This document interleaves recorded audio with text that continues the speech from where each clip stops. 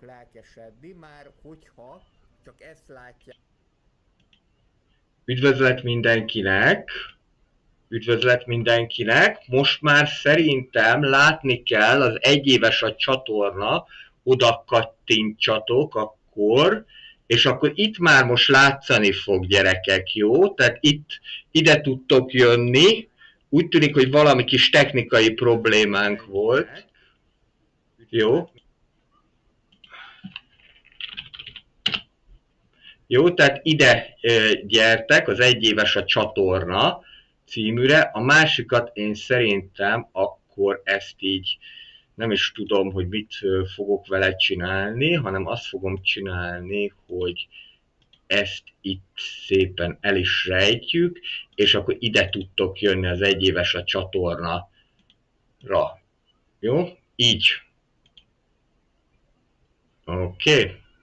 Na, most már szerintem elvileg látszani kell, hogy a dolognak, és itt lennék, igen, tehát itt az egyéves a csatornához, hogyha jöttök, akkor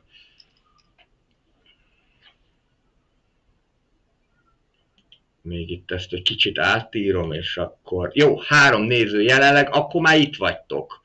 Akkor már itt vagytok, gyerekek. Akkor üdvözlök mindenkit, egy picikét megcsúszva, de ez az Andrews City Life-nak a jubileumi adása, és Bözsilend már is gratulált az évfordulóhoz, akinek egyébként nagyon köszönöm a sok szakmai segítséget. Hola, how are you? Nem fog elindulni időzítve. Igen, hát ez egy, hát ilyenkor nem illik káromkodni az ünnep alkalmával, de szóval igen, hogy ez egy big, na, szóval ez egy nagy olyan kupac. Na, de nem is ez a lényeg, az a lényeg, hogy végre elindult. Hola, como estás? Dani is itt van, ő is, aki lelkesen követi a Twitch adásokat, és akkor arra gondoltam, hogy akkor most az évforduló alkalmából City Skylines-t fogunk játszani. Nem azért, mert föl akarok ülni a City Skylines vonatra, hanem azért, mert van egy eléggé pöpec kis városom, és ezt szeretném nektek bemutatni, ezt szeretném, hogyha megnézzétek, és ezzel kapcsolatosan természetesen az új kiegészítő is. Kérdezek mindenkit, láttotok, hallottok, minden hallatszik? Rendben.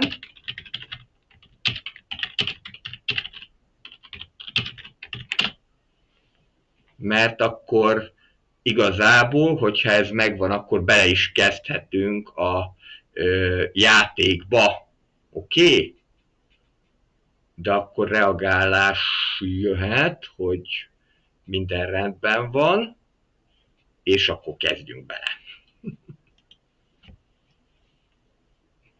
Jó. A képernyőmet mutatom azért, hogy lehessen látni, mert majd egy térképet is akarok ezzel kapcsolatosan mutatni, tehát ezt is szeretném, hogy jó, rendben, minden akkor tök jó, akkor minden csodás, minden mesés, és akkor menjünk is.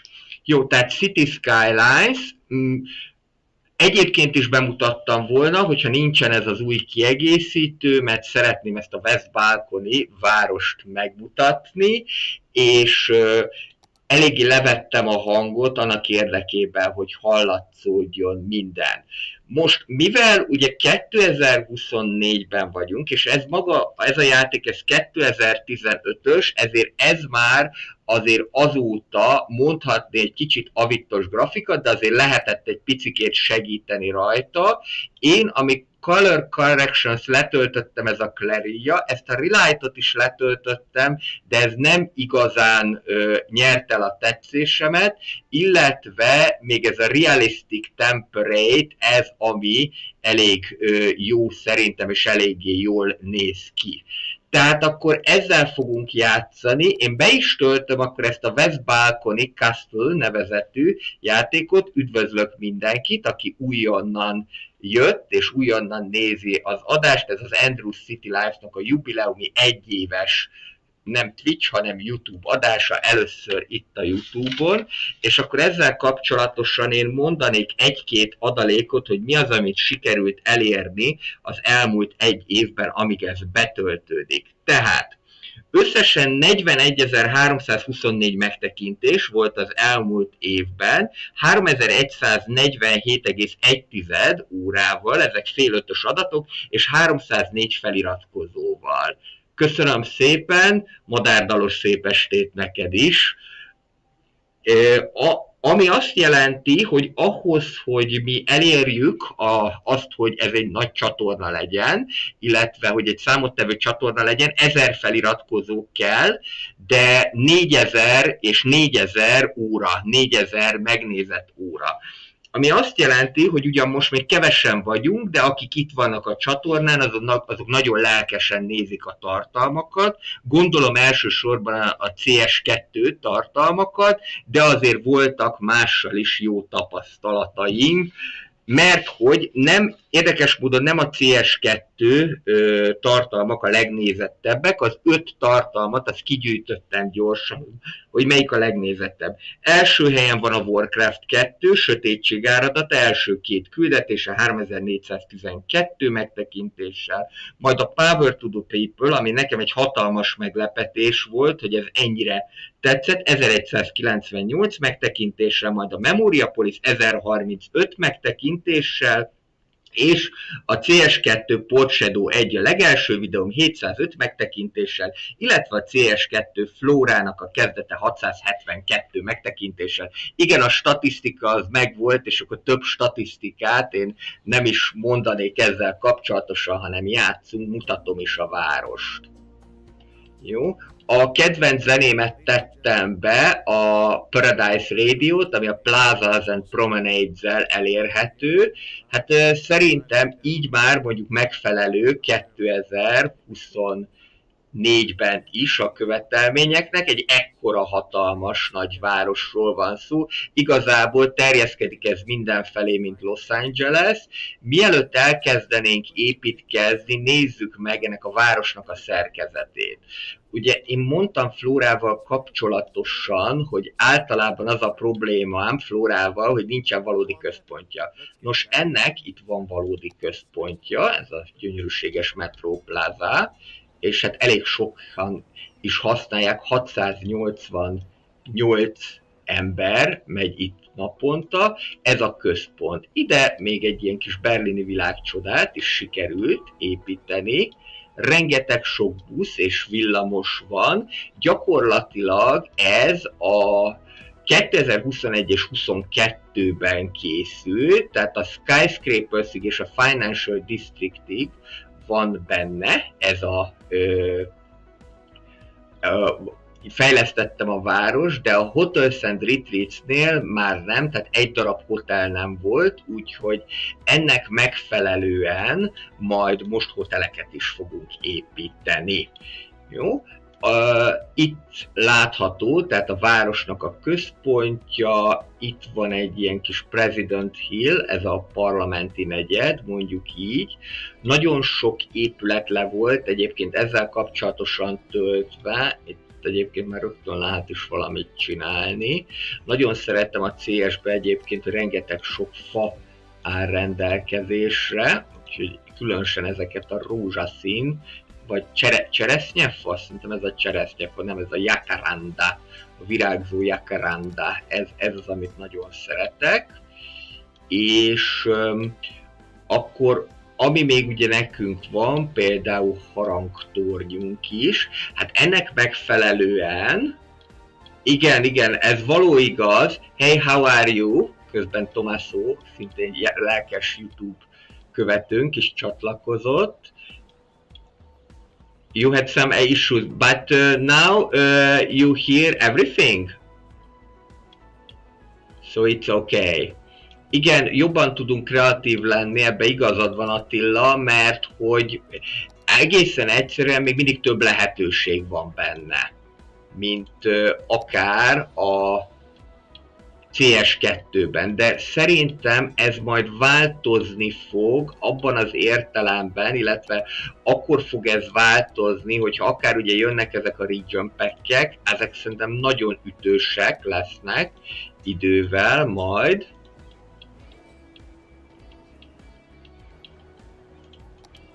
Igen, neked több problémád volt, Bözsilend? A YouTube-bal? Nem tudom, valahogy egyébként tényleg kevésbé felhasználóbarát, mint a Twitch, ezt aláírom, de hát Twitchen alig vannak. Szóval, hogy itt azért egyébként valószínűleg, hogy több a nézőközönség, meg mondták is, hogy legyen akkor már YouTube-on is adás, és akkor így valahogyan csak megoldottuk ezt. Jó, mutatom tovább egyébként. Itt van, ez egy ilyen iroda negyed, itt, így. Nem tudom egyébként, hogy hova tűntek a fák, úgyhogy most nagyüzemi fa lerakás következik. És itt van a főpályaudvar. Na most ennek a városnak az a sajátossága, hogy itt nincsen vasút, abban az értelemben nincsen, hogy nincsen olyan vasút, ami kívülről jönne be, úgyhogy ezek ilyen helyi vonatok, például ez az Airport Express. Na, például tudunk is vele egyet utazni rögtön. És hát azt el kell mondjam, hogy ez a város egy körülbelül szerintem egy ilyen 70-80 óra munka, az mindenképpen van benne. Az alagút az már azért renderelt, mert hogy ezt is lehetett tölteni. Én egyébként azt is szerettem a CS1-ben, hogy itt már nincsen probléma azzal, hogy valamelyik mod összeakad, mert gyakorlatilag a CS1-et már nem fejlesztik, csak ráncfelvarrást csinálnak. Jó. Itt vannak a különböző hotelek, és amit még akartam talán mutatni, ez az állatkert, Darwinról neveztük el, és ez is egy igen szép nagy, természetesen van vidám parkunk is, ezt még egyébként majd bőven lehet fejleszteni, és igazából ez egy ilyen kétosztatú város, tehát itt van a belváros, és ami innét kijebb van, az a külváros. A National az egy nagyon fontos közlekedési csomópont, mert 2 metróvonal is összefut itt. Majd mindjárt meg is fogom mutatni azt, hogy hogyan néz ki maga az egész térkép, illetve itt található a busz megálló is. A Mountain Village az nem ráncfelvarrás, de azért a Mountain Village-nél én azt érzem, hogy azért nem véletlenül kaptunk olyan épületeket, amik unique buildingek.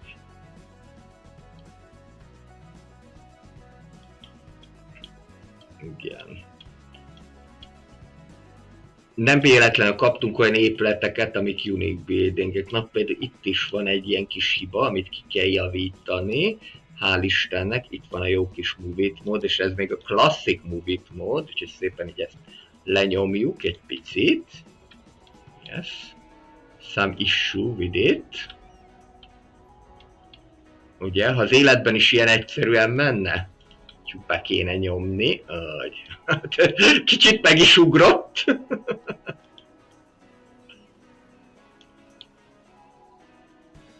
Thank you, Tovalso. Anyway, how do you like the city? How do you like this skin? It is different than that you usual, because on the Twitch normally we do not the city builder game. És egyébként ezt úgy is szeretném, hogy majd, ezt már nem kell ennyire letenni. Jó, most már úgy nagyjából elfér 2 cukorral. Oksa? Igen. Tehát, és egyébként ezt úgy is szeretném, hogy a Twitch-re mennek a stratégiai játékok, illetve a szerdai szimulációk, tehát a gazdasági szimulációs játékok, YouTube-on megmaradnak a városépítős játékok, majd egyébként a High Rise Cities-t is szeretném bemutatni. Jó, Hogyha tovább megyünk, akkor itt látható a másik része a városnak. Ez egy picikét külvárosiasabb jellegű, de ami miatt én erre büszke vagyok, hogy sikerült úgy kialakítani az egészet, hogy itt már nem villamosok vannak nagyobb részt, hanem csak trollibuszok. Itt van ez a nagy trolli terminál, és innét mindenfajta trollibusz indul. A 200-as jelzéssel indulnak, ez egyébként megfelel annak, amit Pozsonyban annó alkalmaztak, most már szerintem ott is átmentek arra, hogy 50-essel jelölik, de régebben 200-zal kezdődött Pozsonyban a trollibuszoknak a számozása. Természetesen például mondjuk egy ilyen lakótelepet, azt mindenképpen Plot the Grovable moddal lehet lerakni, tehát ez nem is kérdés, hogy ez azért nem azt mondom, hogy szét van modulva, de azért vannak dolgok. Ez is például nagyon tetszik nekem a CS1-ben, hogy nagyon jól lehet lerakni ezeket a sziklákat, sokkal jobban, mint a CS2-ben. Tehát nekem a CS2-ben egyelőre eléggé halál az, hogy hogyan lehet ezeket a sziklákat lerakni. Nem is igazán értem, meg nem is beszélve ezekről a mosszatokról, ez is jól néz ki. Hát ez egy ilyen kis, ugye a Zikurat Garden, ez ismerős lehet. Azt hiszem, hogy a Green Cities kiegészítőből. Úgyhogy nyugodtan egyébként, hogyha van kérdés, akkor föltehetitek, hogyha if any question is there, feel free to ask it. Jó, ez még itt, ez a Manhattan, ez még itt nincsen kialakítva. Ugye ez úgy néz ki, mint a Manhattani félsziget, ide majd valamit ki fogunk találni. Egyelőre csak annyit csináltam, hogy itt egy ilyen kicsit mélyvezetésben, vagy ilyen árokban mennek a villamosok. És akkor, hogyha ide megyünk, hát igen, itt hosszú tömött sorokba jönnek a hajók, úgyhogy ez is egy elég érdekes dolog. Egyébként maga a város, az ugye 2021-2022, tehát erősen hatással volt rám Varsó, Prága, illetve utána Szófia és Bukarest is. Például a Bristol az szerintem eléggé egy ilyen romános hangzású. Jó, amit még meg akartam mutatni, és utána tényleg elkezdünk építkezni, a városnak a közlekedési szerkezete, ezt pedig így fogjuk tudni előcsiholni, ezért a screent mutattam meg. Yes, actually we have not in the CS2, but I think it will be. Tehát én azt gondolom, hogy lesznek előbb-utóbb trollibuszok. Jó, akkor kezdeném a metróhálózattal, mert az talán így egyszerűbb. Most a zenét azt ugye nem fogtok hallani, de ezt azért úgy mindenképpen meg akarom mutatni. Tehát itt a metróhálózat, 6 darab metróvonalunk van jelen pillanatban, és 2 darab vasútvonalunk. Itt ugye az M1, M2 és így tovább jelölni. Egyébként a városnak sajátosság, hogy 2 darab repülőtere is van, ennek minden előnyével és hátrányával együtt. Az előny az, hogy több utas tud így jönni, a hátránya pedig az, hogy nagyon nagy a fenntartási költsége. De hát ezt a stadionokkal azért pótoljuk, mert más országokkal ellentétben, nem is tudom melyik országról lehet szó, a stadionok itt nem csak visznek, hanem hoznak is. És akkor itt pedig még van a villamos.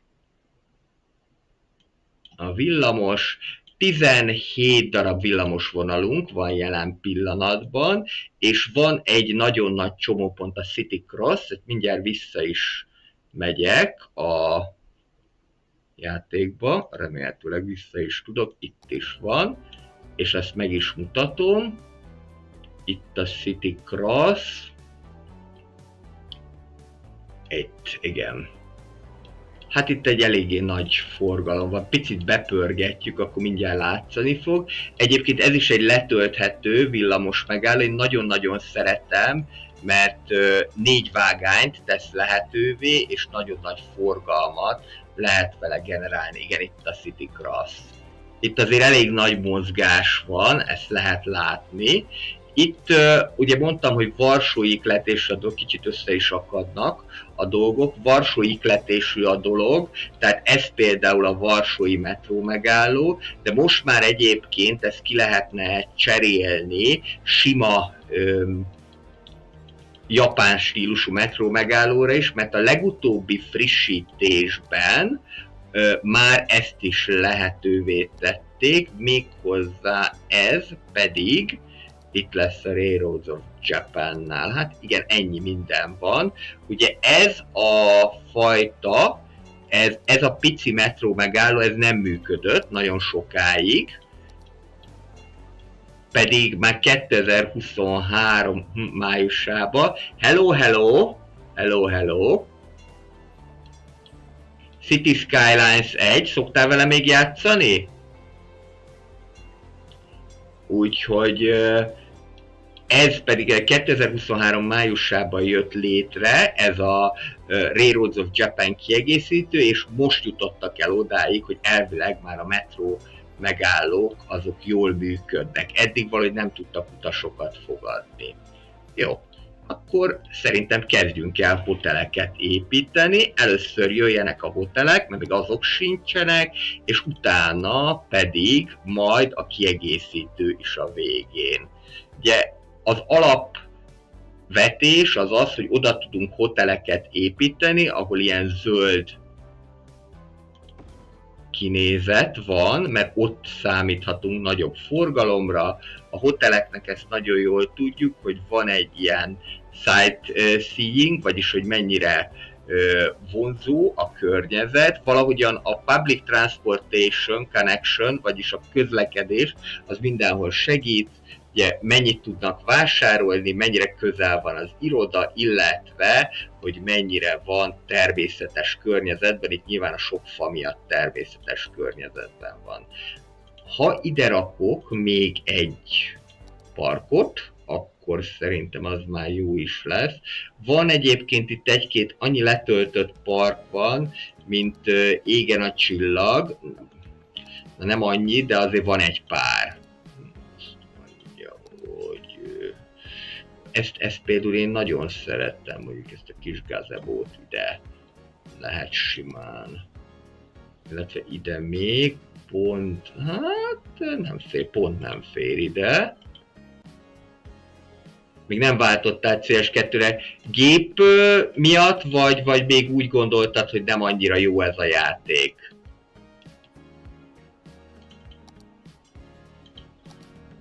Jó, akkor így.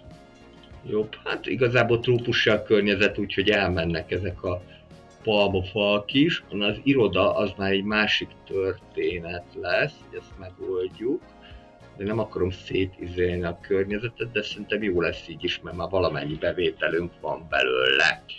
Jó, nézzünk tovább, még hoteleket. Van ez a rental cabin, ez itt szinte kínálja magát. Sok egyébként, én egyébként ugye Bözsilend mondta, hogy a trollibuszt, amit hiányolja, én ezt a cable car-t, ami a trollibusz is jó lenne, de például ez a cable car, és én általában szeretek egészen hosszú vonalakat kiépíteni, tehát például mondjuk itt egészen, itt 2 darab stadion is van, ezek a kampusz kiegészítővel elérhetőek, és hogyha így építed őket, akkor, hogyha a kampuszon kívül, akkor rendesen hoznak pénzt is. Ha kampuszon belül és megnyernek egy bajnokságot, akkor nem annyit fognak. Itt pedig 2 metróvonal is találkozik, az M2 és az M4. Na most arra vagyok kíváncsi, hogy tényleg működik-e, hogyha én kicserélem, hogy jó munkát végeztek a készítők. Itt a bulldozer, és akkor építsük meg az új japán stílusú. Mondom, megépítjük az új japán stílusút. Ez volt a nagyon pici, igen. Na, aha, azért nem férsz el, mert itt ez, meg ez a probléma, és akkor most egyszer, és Ez is egyébként ilyen renderelt történet, hogy renderelt legyen az alagút, és akkor most mindjárt meglátjuk, hogy fogják-e használni. Ha nem, akkor rossz a frissítés. Elvileg mindjárt beáll magától. Aha, igen, beállt, csak... Na, viselkedjél, mert megcsapdoslak. Jó, oké. És úgy tűnik, hogy használják. Jó, ez nagyon jó. Ez nagyon jó, és akkor ugye Arena Hill. Ez az M4-nek az állomása. Így néz ki. Ez nagyon jó, mert ezt nem használták, és egyébként meg ez egy baromi jó lenne, mert annyira pici helyen elfér. Akkor ezt sikeresen kijavították a készítők. Nézzük ezt a másik hotelt, itt mi a helyzet? Itt volt, hol volt itt? Hát igazából csak az kéne, hogy egy kicsit több park legyen, mert ennek például semmi más nem kell, csak természet meg park. Ez ebből a szempontból egy borzasztó hálás történet. Közben egyébként, hogyha mondjuk ingadozik a pénzünk, az ne legyen annyira érdekes, hogyha nagyon bezuhanna 10 milla alá, akkor majd tőzsdézünk. Bár ezzel kapcsolatosan én azt vettem észre, nem tudom ti, hogy vagytok vele, hogy a tőzsde, the stock exchange, az egy idő után megrántja a költségvetést valami miatt. És nem tudom, hogy mi miatt. Tehát, hogy minthogyha akkor elkezdene jobban. Tehát van például egy téli városom is, a Flora City, tehát tetszik a Flora, jó, annak örülök, mert az a Flora, az tényleg ilyen nagy, hogy mondjam, ilyen nagy végiggondolással készült. Nem tudom, majd hogyha megjön a Region Packből a kínai, meg a japán, akkor azt mindenképpen akarok. Akár egy japán-kínai várost is, de természetesen azért van pár ötlet még, hát ide építsünk valami felüljárót. Úgyhogy így van, így mondjuk. Elvileg igen, vannak nekem ilyen letöltöttjeim, ez a HK Pedestrian Overthink, és ráadásul ezt még így is lehet csinálni, aztán majd meglátjuk, mennyien fogják használni. Jó. Ez már furra van, 172-es profittal. Mi kell a 2-es szinthez? 2-es szinthez az kell, hogy legalább 1000 profitot érjünk el, ehhez még egy ilyen town hostel kéne, és ennek minden igénye van, de talán az a kevesebb, hogy zöld övezetben legyen. Hostelben lakni egyébként nem egy hálás dolog. Hogyha nincsen saját szobát, ha van, akkor azért úgy elmegy a dolog. Jó, ide vásárlási lehetőség kell, illetve business hotels. Na nézzük. Hogy ez itt az Ancient Town, vagyis az óváros, és európai stílusú fog ide épülni, de európai stílusú akkor fog épülni, csak ide, hogyha ilyen típusú rezidentálokat csinálok. Na. Igen, ugye SimCity-ből tudjuk, hogyha nem épül be a dolog, akkor építsünk mellé parkot, és mindjárt jó lesz, de úgy tűnik, hogy ez elkezdett beépülni. Jó, ez rendben van akkor.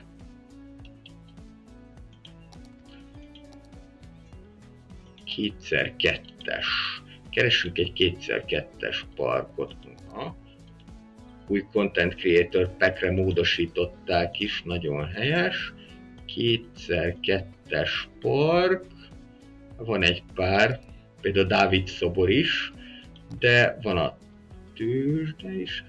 Hát, azt mondja, hogy egyébként én ezt is szeretem, ezt a Front Station-t is, vagy akár a retyót is, sőt, néha azt is szoktam, hogy akár Vidám Parkon kívül is ilyet lerakok, mert igazából változatosabb lesz tőle. Tehát nincsen ezzel se probléma. És nézzük tovább. Jó. Szerintem akkor mondjuk itt van, ide még a shopping az már rendben lesz, és kéne egy-két fa. De szerintem, hogyha ide beteszek egy fát, akkor azzal már ez növekedni fog. És nem.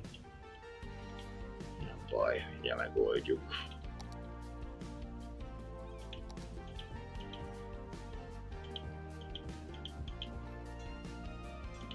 A dolgot.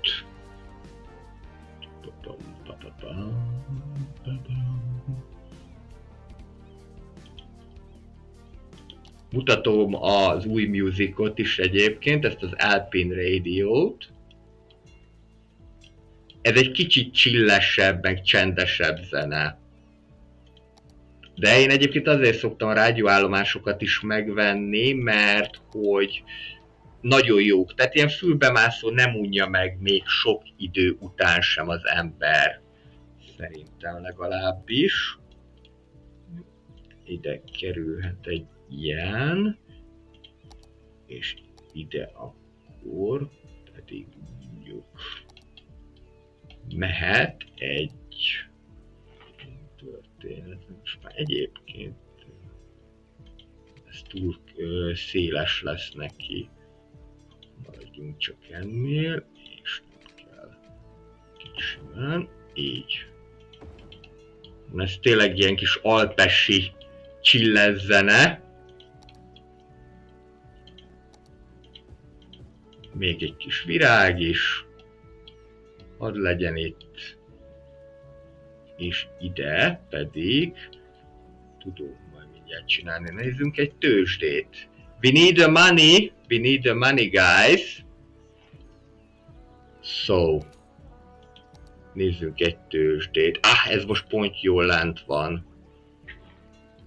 És akkor ilyenkor, egyébként azt szerintem egy probléma, hogy nem így ilyen futószalagon mennek a tőzsdék, hanem így meg kell várni, de most mondjuk ezzel pont nagyot tudtunk kaszálni, egy 500 000-et így pillanatok alatt, ez ritkaság, mert van, hogy többet is kell nekem pörgetni, hogy egyáltalán a tőzsde az rendben legyen. Money is always useful, yes, cannot agree with you more. És hát ennek megfelelően akkor nézzük meg, hogy állunk a hotellel. Közben egyébként lehet, hogy akkor azért mindenképpen az új kiegészítőt is nézzük meg, hogy milyen típusú hotelek vannak. Ezek csak a propok meg a parkok, de a parkokat már leraknám. Őszintén szólva, ezek a parkok is olyanok, hogy ugye azt mondtuk, hogy nem ráncfelvarrás, de hát mondjuk azért egy ilyen típusú parkot, ez egy hegyi büfé, ezt azért nem tudsz mindenhova beilleszteni. Tehát nem olyan szerintem, mint a Parklife-nak a parkja, hogy mindenhova be tudod illeszteni, hanem ennek ilyen meghatározott környezete van, így egyszer-kétszer lerakod, hogyha nem hegyi környezetről van szó, aztán jó. Egyébként ugye mindig azt szoktam szeretni ezekben a content creator packekben, hogy máshová is le lehet rakni őket. Tehát van itt nekünk ez a gazebo, park, hegyi büfé, van ez a Mountain Gate, ezt én őszintén szólva azért nem nagyon tudom értelmezni, mert hogy ilyen gétünk, ilyen parkgétünk az már van. Van ez a kisebb koncerteknek való színpad, ezt mondjuk valahova teljesen máshová, mondjuk ide a múzeum negyedbe, akár ide be is lehet ezt rakni. Persze csak óvatosan, mert minden viszi a pénzt. Ugye ez már nem is a múzeum negyed, bocsá, ez már a nagy egyetem. És akkor van ezen kívül még nekünk ez a nyitott restaurant, nyitott étterem, van egy ilyen piknikező helyiség, illetve van egy sightseeing tower. Na, ez mondjuk egészen jól néz ki. Mindegyik jól néz ki, amúgy, de mindegyiknek ugye nagyon barna a színvilága. Ennek megfelelően korlátozott az, hogy te hova tudod ezt berakni. Legalábbis szerintem, de persze ezzel lehet vitatkozni. Ide raktam a townhouse-tölt, és nézzünk akkor ide mondjuk egy ilyen kisebb dolgot lerakok. A dikálszokkal, ezek a dikálszok pedig elvileg itt vannak. Abszolút mondjuk egyébként egyetértem, hogy a japán vasútban, de én a japán vasútban egyébként azért is szeretem ezt, mert ami nekem igazán tetszett a Railroads of Japanba, az, ugye meg is fogom találni, a Railroads of Japanba, azok ezek, amikkel úgy tényleg lehet egy ilyen normális tereket kialakítani. Különösen egyébként vasútállomás előtt, de ez itt is jól néz ki. Tehát szerintem itt is abszolút megállja a helyét, jó? Építsünk valami kis teret, szerintem. Ide mondjuk mögé. Olyan régen játszottam, hogy már néha nekem is van probléma azzal, hogy mi hol található. Na, hol vannak ezek a dikálszak? Annyira sokfajta épület van, és annyira sok dolog, hogy ember legyen a talpán, aki ebben eligazodik.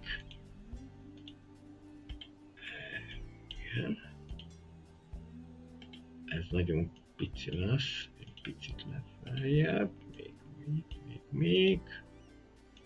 Mondjuk így. Próbáljunk meg egy ilyet. Aztán persze ez az, amit soha nem szokott normálisan illeszkedni, de most talán jó lesz ez.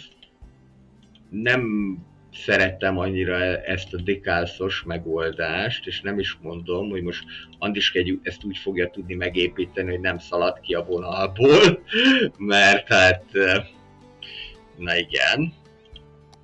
És akkor ide le lehet rakni ezeket az új mountain stage-eket, illetve ez az, amit én még szeretek a Railroads of Japanba, ezek az olyan fák, amik mivel hát nem is váza ez, hanem ládában vannak, bárhová lerakhatóak. Na nézzünk egy-két ilyen kis kedves terecskét. SimCity társadalmokból, ezt már nagyon jól tudjátok. Egyébként érdekes módon a SimCity társadalmak is egy nagyon népszerű lett, de gondolom azért, mert hát azt már nagyon máshol nem tudjátok megtalálni. Kevés videó is van róla, de az már kereskedelmi forgalomban sem kapható, tehát csak CD-n. Közben kaptunk egy jelentést az akadémiai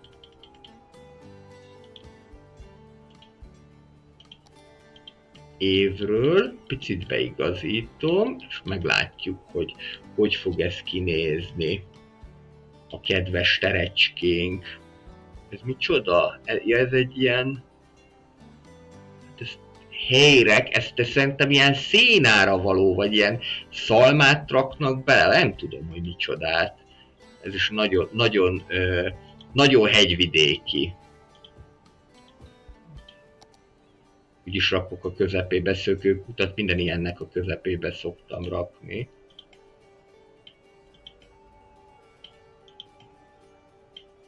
Ezzel keresek egy pöpet szökőkutat.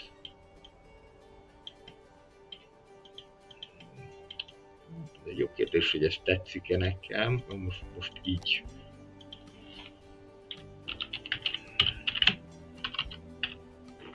És akkor ezt át is állítjuk. Ez az alapszökőkút, van ez a Garden Fountain, ez meg a Plaza Zen Promenade-ra jött, ez nekem nagyon modern, de hát akkor maradjon az alap. Ez teljesen jó lesz itt. Jó, és nézzük meg, hogyan állunk a hotelekkel, itt ilyen vegyes fejlesztés fog történni.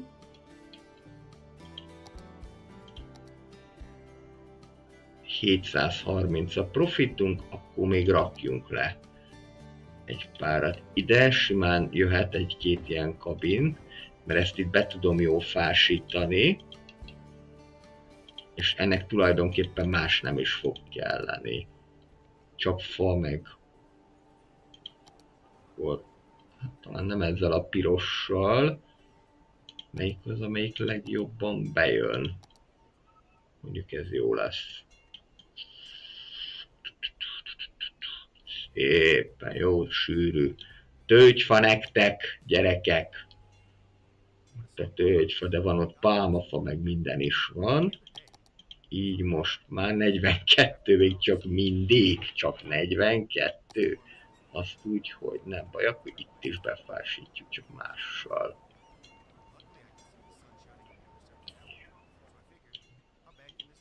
Így is van, 60. Na még egy picit toljuk meg ezt a dolgot, lehet, hogy teszek ide egy átvezető utat is, csak így nagyon egyszerűen. Hol van itt a villamos megálló? Lehet, hogy meg sem áll itt a villamos. Aha, bizony meg sem áll. És a kedvencem, hogy nem kell más csinálni, csak kijelölni a megállót. Ez pedig a 6-os. A 6-osnak a végét, azt egyébként szeretném megmutatni. Itt találkozik elég sokfajta villamossal, tehát itt van például a 9-es, ez egy hosszabb, de itt a 6-osnak a végén alakítottam ki egy ilyet.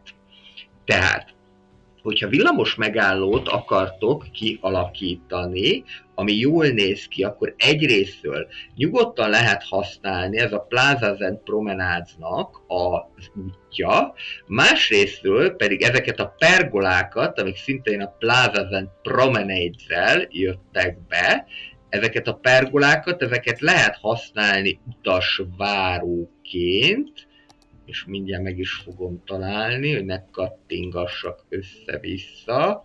Plaza Zen Promenade. Na, hol vagy már te? Mindjárt meg lesz.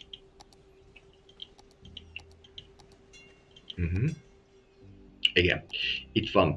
Tehát ezek így, mint ilyen utasvárók tudnak működni, és akkor le lehet tenni, hogy fedett legyen az utasoknak. Ebből tulajdonképpen bármilyet, és akkor így tud ez kinézni.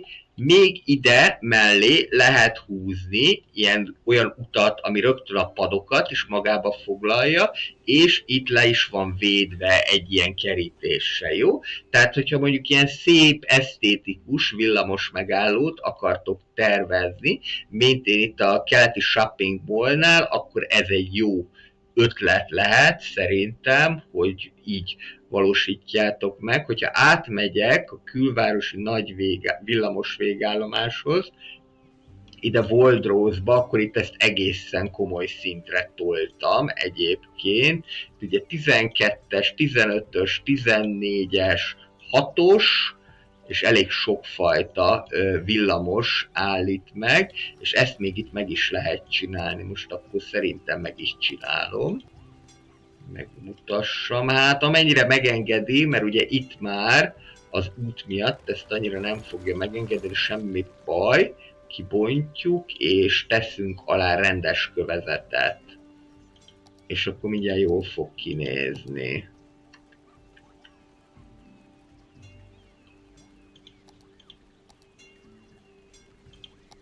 Méghozzá, hogy gondolkodikálok. Plaza Zen Promenade. Akár például egy ilyennel is lehet, csak szerintem azért nem csináltam meg, mert hogy nem volt eléggé széles ez a dolog. Egyébként semmi baj, Ctrl-C, ha nem találnánk is, akkor Ctrl-V-vel ezt meg lehet oldani. Ezt ezért szeretjük, és akkor szépen így le lehet fedni a dolgot, így megcsináljuk, és akkor jöhet utána egyéb. Például tehetünk ide ilyen kis lámpát, ez teljesen személyre szabott, hogy miért. 4, és akkor most jöhetnek a pergolák. Ezt is tulajdonképpen te döntöd el, hogy miért szeretnél, amilyen pad éppen megfelel az igényeknek. Movit móddal még lehet, hogy ezt egy kicsit beigazítom, mert itt már a Movit mód az teljesen jól működik. Egyébként pont a youtuberek között most az jutott eszembe, szervusz Huba, hogy mint szoktál még City Skylines 1-jel játszani? Pont az jutott eszembe, hogy pont a youtuberek közül, aki úgy nagyon eltűnt és nagyon jó városokat épített, az Imperator volt. Nem annyira látom már a CS2-s videókat, a CS1-ben csodákat alkotott, de hát ő tényleg ilyen mérnöki vénával volt megáldva, és a CS2-höz már talán kevésbé kell mérnöki véna.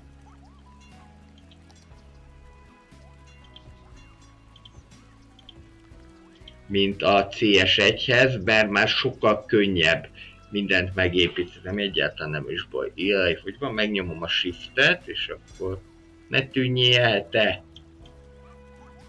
Na, akkor még egyszer. Még egyszer. Csak CS2-t? Vagy az se, hanem másfajta játékokat. Nem mindig tökéletes, azt el kell mondjam. Mert hogy nyilván nem erre találták ki, de azért ügyeskedünk vele, akkor meg lesz az. Előbb vagy utóbb. Mert ugye amikor már ennyi szintje van, akkor azt nem annyira szokta szeretni a dolgot, de most szerintem így jó lesz. Már, és akkor nézzünk egy másik típusú padot. Hát lehetőleg ne a Vidám Parki padot, de mondjuk a Park Life-os pad az jó lesz. És így szépen meg lehet ezt is csinálni. Időkérdése. Ha már itt vagyunk a villamos végállomásoknál, akkor mindjárt megmutatom a másik nagy. Most meg 115 000 lakos, és nagyjából egy olyan 25-30 kerület van a városban. Nagyjából. A rekordom egyébként egy 330 000-es város volt, de akkor még jóval gyengébb gépen volt. Most már, hát hogyha nagyon beletenném az időt, akkor akár 6-700 000-es várost is lehetne építeni. Jó, itt a Nationalnél van a másik nagy villamos végállomás, ezeket itt már mind kialakítottam, viszont itt meg majd egy komolyabb átszervezést fog igényelni, mert például ez, ahogyan bejön, ez egy horror, ez a narancssárga, és ez ráadásul azt hiszem, hogy ez az 5-ös vonal, úgyhogy meg fogjuk oldani most azt, hogy ez normálisan jöjjön be. Ez a Mistral felől jön, ez egy tipikus ilyen hegyi villamos, majd szerintem mindenképpen a vége felé a streamnek nézzünk olyat is, hogy csak villamosozunk, és akkor én nem fogok szólni, semmit sem. Én egyébként, hogyha elfáradok a városépítésbe, akkor mindig azt szoktam, hogy fogom, ezt benyomom, és akkor mozizok. És az úgyis jó, és az is kikapcsoló tud lenni. Jó, azt mondja, hogy akkor itt kéne ezt megoldani, hogy ez így jöjjön be. Így ide, és akkor ezt így át tudjuk szervezni, méghozzá úgy, hogy ezt átfocizom ide, ezt pedig ide, és tulajdonképpen már meg is vagyunk. Jó, így nem fog. Egyébként én ilyet, hogy így bejönnek a villamosok, tesznek egy kört, és ilyen közös csomópontjuk van, akkor, amit Székesfehérvár, hát azért Székesfehérvár az több, de ugye tudod, hogy hát ugye ez a 115 000, ez azért nem valós, mert hogyha azt mondom, hogy mondjuk egy épületben itt mondjuk 16-an dolgoznak, az még valid, de mondjuk, hogy egy ekkora épületben csak 7-en dolgoznak, az már nem annyira. Tehát egy ekkora épületben minimum 70 ember. Tehát ezt úgy kell nézni, hogy szerintem egy ilyen 10-szeres, 15-szörös szorzóval kell, csak annyit nem tud lerenderelni a játék. Ez egészen egyszerűen ezért van szerintem, mert lehetne az, hogy ide tesszük mögé egy nullát, hát nem lenne az a gép, amelyik elbírná. Mondjuk az, amikor felújítottam a gépet, és beizítottam a CS1-et, és hogy úgy futott, mint az álom, az nagyon nagy élmény volt. Hát most is így, hogyha bepörgetjük akkor, és most már rendben is vannak. Itt jön az 5-ös, tesz szépen egy kört, így, és akkor így fog majd kimászni innét. Még lehet egyébként lehetne neki egy megállót csinálni, akár mondjuk itt is. Aha, örülnek is neki.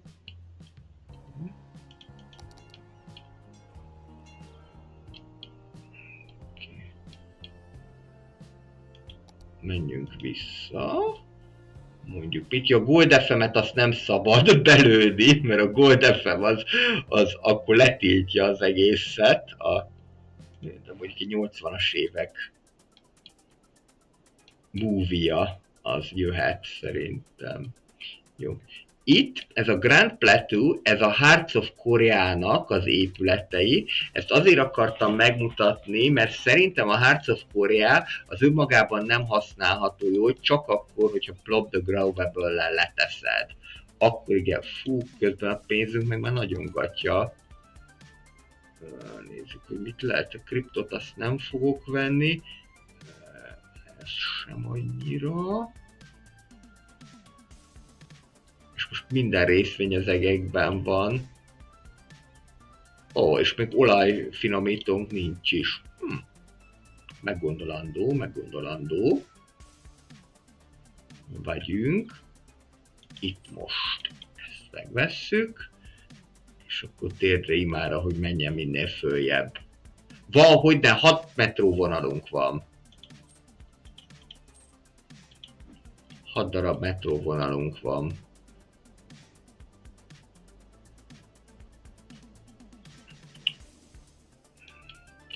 És nézzük akkor tovább ezeket a hoteleket, mert szeretnék már pénzt is látni. Ja, közben elértük a második szintet, csak ez a kis piszok nem mondta, hogy amúgy második szinten vagyunk. Jó, kicsi hotel, small hotel. Itt nem fog elférni. We need more hotels. Ide. De elfér. Nem a legjobb. Hát igazából csak a business location az a nem a legjobb. Segítünk ezen a dolgon. Tudjátok itt vásárolni. Ne legyen ebből probléma. Igen. Még a zöldséget kell megoldani.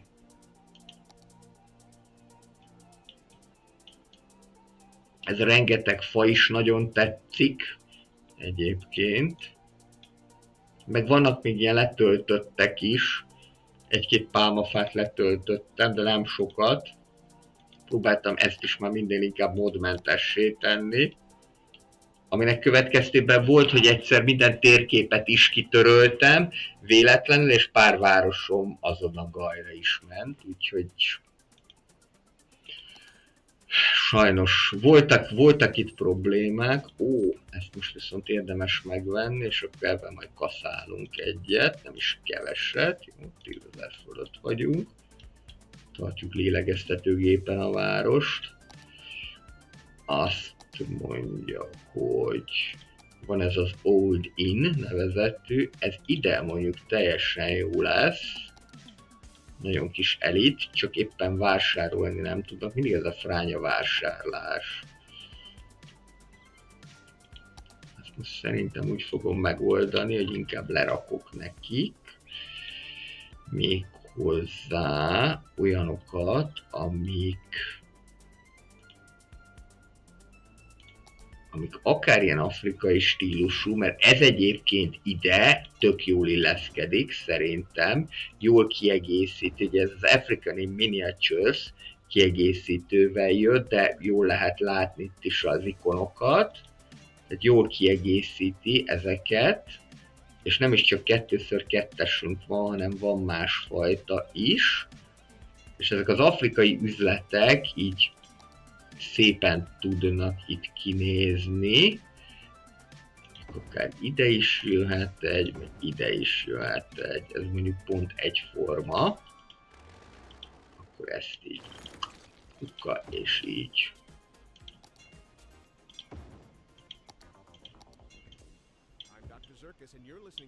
Egy. És ilyenkor én szerettem ráhúzni a zónát is, mert az a biztos. Na, apukám, ennyire közelbe kell nekem ezt tenni? Jó van, te akartad. Akkor ide. Tessék, itt vannak a törökök. Úgyis mikor Prágában voltunk, ott voltak a törökök, már lenyúlták az egész Erasmus, azt mehetünk állandóan a szofrai étterembe. Gyakorlatilag minden tömegközlekedési eszköz van, tehát inkább be is írom.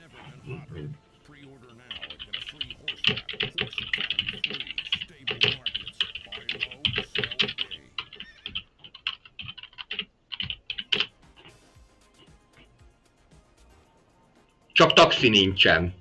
Valami miatt én a CS1-ben ezt a taxit, ezt nem tudtam így használni. Bármikor építettem ilyet, hogy taxi, vagy bármikor létrehoztam, egy idő után nem használták. De hát ugye ez azért is van, mert ugye a CS1-ben még csak azt nézik az emberek, hogy A-ból B-be lehetőleg rövidebb idő alatt jussanak el. Mutatok egyet itt a egyessel közben. Itt van egy kis alagút a pályaudvar alatt. Szépen lemegyünk. Szerencsére már ez is renderelt. Ezeket mind így átépítgettem folyamatosan. És akkor itt van, ez is egy nagyobb csomópont. Elég sok ilyen nagy csomópont van egyébként. És ami meg szerintem jó, hogy itt pedig egy ilyen töltésen megy a villamos végig. Ez is így jött, így ötletként, hogy akkor itt magas vezetésben menjen. Hát itt Move-it mód kellett, mondjuk, hogy ezt a fajtát meg lehessen építeni, az igaz. És igazából, hogyha beizítom ezt, akkor nem is lehet észrevenni, hogy magas vezetésben megy, csak talán annyival, hogy a házak azok nem a földszinten vannak, hanem azért lehet látni, hogy itt van egy ilyen töltésszerűség, és persze ezekre mindenhova fölkanyarodik, mert hát a villamosnak az egyik legnagyobb előnye az, hogy mobil módon használható. Repülőtér, már is mutatom, 2 is van. Van az alaprepülőtér, az itt. Ez is viszi rendesen a pénzt. Ez az, ami nem az Airport kiegészítővel. Ide jön a Village Line, az a vonat, tehát így jelölik a Village és Airport, 2 ilyen van, és azt hiszem, hogy ez az M3-as metróvonal. Igen, a zöld az M3. Tehát az M3 jön idáig ki. Ez az egyik repülőtér, a másik pedig itt található, ez már az Airport kiegészítővel, aminek változatlan az a problémája, hogy mindig a szemét az földgyűl. It's a so impressive airport, isn't it? És ide egyébként jön ki trollibusz is, méghozzá 206-os trolli, és még pár busz, a buszok nem, hanem jön ki még a M4-es metró, illetve az Airport Express vonat. Jaj, monorail az nincs. Ne, igen, bocs, monorail az nincsen. Szerintem majd fogok mutatni egy másik alkalommal egy következő várost, hogyha ez tényleg, ha érdekel, ott van monorail, de itt most nincsen. Egészen egyszerűen azért nincsen, mert a monorail az szerintem egy ilyen ázsiai stílust ad neki. Tehát meg nem is nagyon lehet beépíteni, de lehet, ez egy jó ötlet, hogy most akkor építsünk egy monorailt. Tehát ez egy meggondolandó dolog. Lehet, hogy csinálunk egy világcsodát, egyébként azt is lehet, és akkor építsük egy monorailt. Egy világcsodánk már van, a kastély, turizmusnak a fellegvára, az pedig itt az 5-ösnek a végén található, ez itt a világcsoda. Itt a kastély. Próbáltam valahogy kialakítani a környezetét, hogy azért legyen is valami környezete, de ne legyen nagyon elborult. Egyébként most az jut eszembe, hogy ide akár üzleteket is lehetne, jól illeszkedne. Egy-kettő, szállodákról meg nem is beszélve, mondjuk ilyen kis porozgatós dolog. Hát ez a retail ez annyira nem. Ez a bajom inkább, hogy nagyon kevés van, itt is inkább csak az afrikai üzleteket tudnám mondani, ami ide illeszkedhet. Nem afrikai stílusú, abszolút nem, meg nem is lehet afrikai stílusú várost építeni, ez európai stílusú, tehát itt végig európai városok vannak. Egyébként érdekes, a CS2-ből az afrikai stílust azt kihagyták. Ez egy érdekes dolog, hogy most nem lesz a Region Pack-ben is, pedig én nagyon adnék egy afrikai stílust. Már csak azért is, mert még nem láttam ilyet. Afrikában még nem voltam. No. Nézzük meg egy roadside motel. Ahhoz kéne road, meg side. Ide? Hát nem olyan rossz ez itt se. Csak nem minden feltétel teljesül. Jó, a növényt azt megoldjuk. És ezeket is meg lehet itt oldani. Ezek az alap fognak most fölépülni ide. Jó, na nézzünk egy-két újdonságot is. 2 darab Content Creator Pack és 1 darab rádióállomás jelent meg a City Skylines 1 október 24-i frissítésével.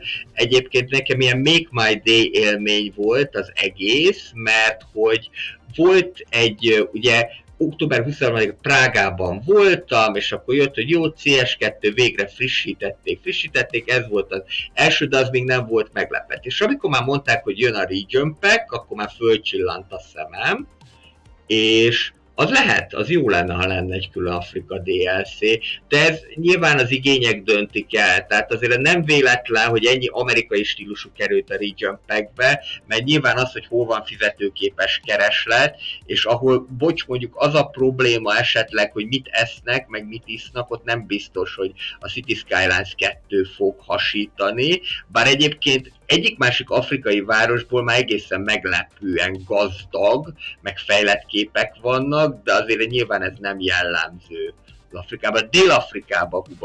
Dél-Afrikába. Az nekem egy nagyon nagy, közben lement a képem, ja nem itt van. Csak nekem csúszott föl. Van a Wilbur Smith regények, nem tudom mennyire ismeritek, ez a lángoló part karthatalma, ahogy gyémántbányát talál a csaj, és a Santen, és én azokon nőttem föl. Az egy másik kérdés, hogy 15 évesen ilyeneket olvasni, hogy élve megettek valakit, mert ezt is leírja a Wilbur Smith, ráadásul a mai szemek ki nem adnák a könyveit, mert erősen szereti is Afrikát, de azért az őslakosok, nem az őslakosok pártján van, finoman fogalmazva sem, de Dél-Afrikában mindenképpen, mert látni a Táblahegyet, Johannesburgot, és így tovább, hát az nekem nagyon nagy vágyam, és lehetne is erre egy csoporttársam, akivel utazunk, a Niki, Melbourneből, viszont azt mondtam neki, hogy Niki, de csak szervezett úttal, mert ahol 80% a HIV fertőzöttség, oda én nem megyek másra, csak szervezett úttal. Jó, Tehát építsünk egy profi csomópontot ide. Mert hogy a Content Creator Pack-nál, a Map Pack-kel megjelent egy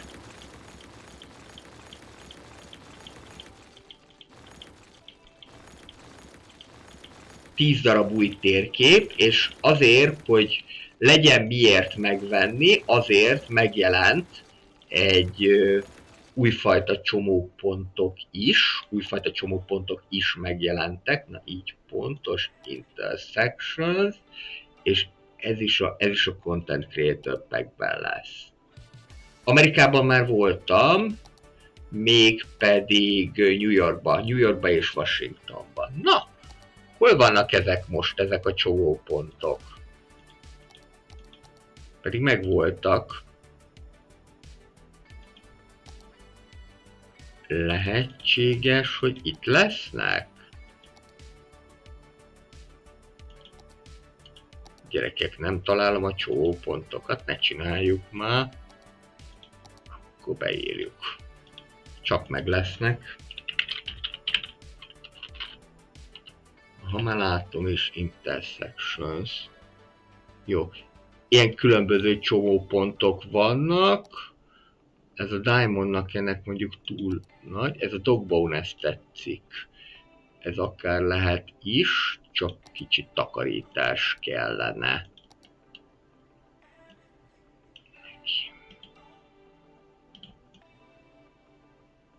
Hú, de ráncos ez a talaj.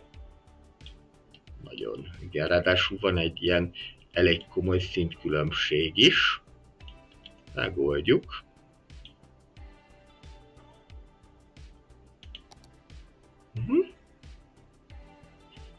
Alapvetően, ha még egy picit fölemelem, akkor még talán jó is lesz.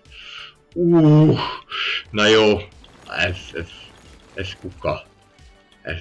Ez nagyon gáz. Ez nagyon gáz. Egy kattintás. Maradjunk ennél. De még így is. Ez milyen már?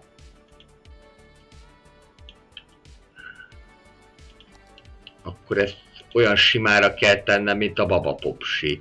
Ja persze, mert hát eléggé... Aha, így már jó lesz. Hát lesz egy szintkülönbség, de majd átidaljuk valahogy. Egyszer, jó, ez így már jó. És akkor most jön az, hogy akkor próbáljuk meg valahogyan megcsinálni. Szerencsére itt még azért elég sok mindent tudunk rosszalkodni, és talán nem is árt neki, hogyha itt is lesimogatjuk a talajt. És hol van? Highways. És Two-lane highway. Jó, majd utána úgyis ezt át lehet fazonírozni, az nem probléma. Csak legalább legyen valami. Igen. Mondjuk így.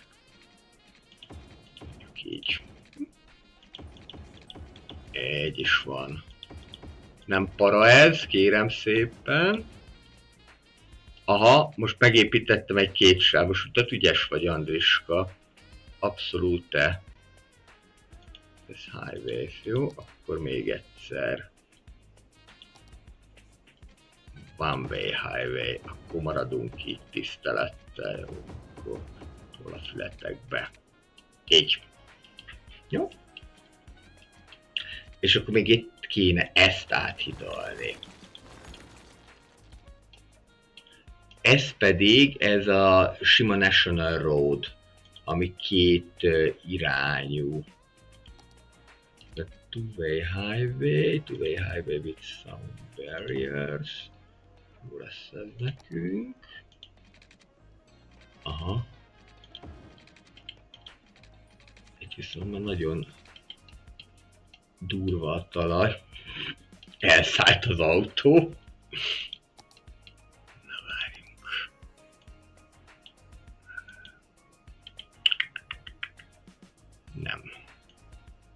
Ez ne így.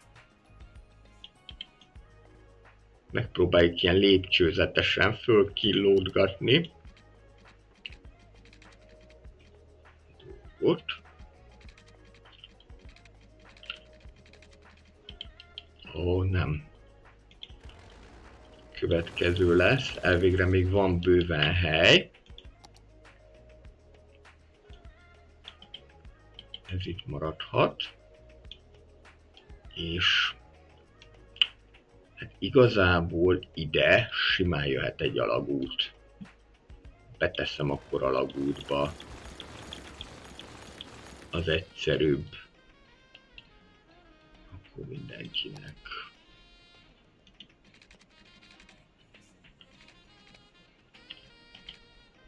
Így. Na, gyere csak szépen. Úgy.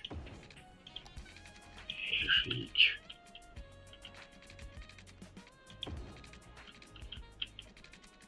Na? Valamit akar... Hú. Hát... Ökörhúgyozás esete forog fenn, de... Azért már így sikerült, jó.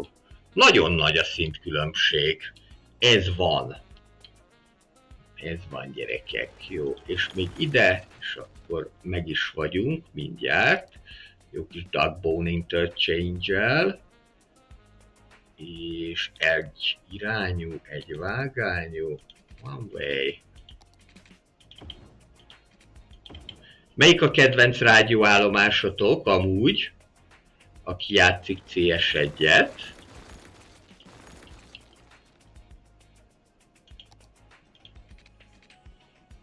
Oké. Na, majd mindjárt átfazonírozom két irányúra. Two lane highway, igen. Egyébként szerintem ez a National Road volt, csak valami, ez az, igen. Nem. Így. Meg nem tudom állapítani, hogy melyik. Jó, és ezt viszont itt is lehet módosítani. Na, így néz ki, még díszítsük ki egy picit.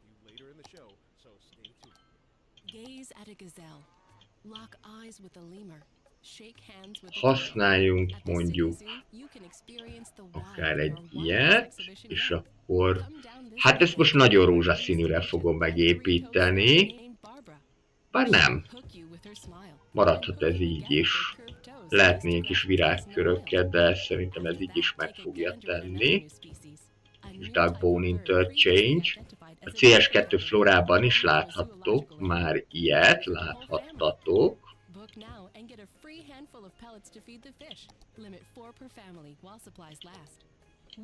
És még egy picit ezen fazonírozni, minél szebb legyen.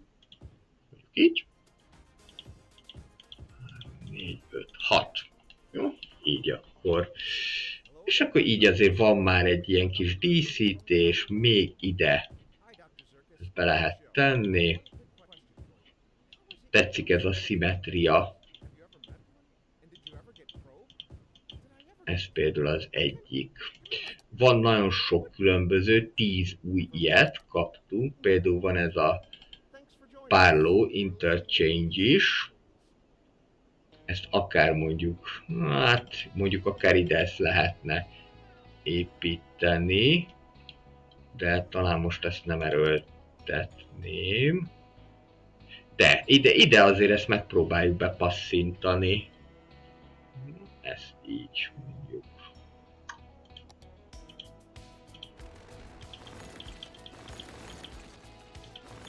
Meg lementünk 10 milla alá.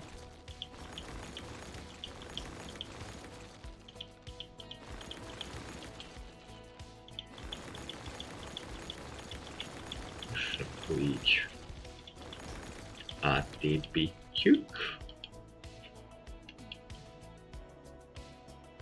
És hát pont elfér, de akkor azért a többit is még hozzá kell igazítani. De jó lesz ez.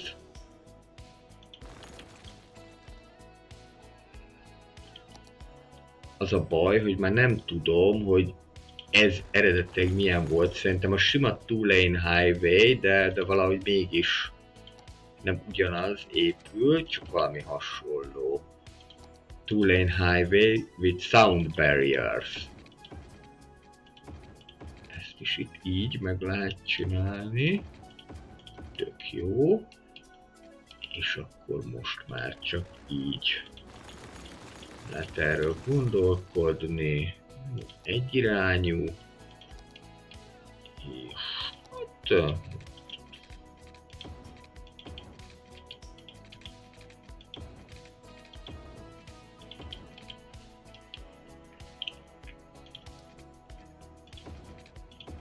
akkor átfazolírozzuk az egészet, és akkor nincsen ebből probléma.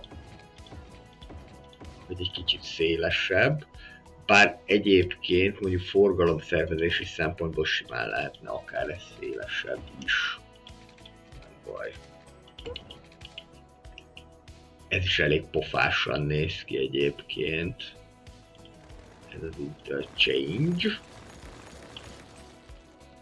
Egyébként jó ráéreztek erre a kiegészítők, mert például én is utálok interchange-eket létrehozni. Nagyon nem az én világom. Mert macerás.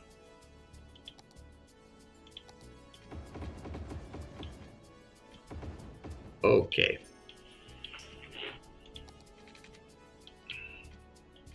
Ez is elég jó, még itt ilyen kis moszatkával le lehet ezt fedni. Jobban nézzen ki.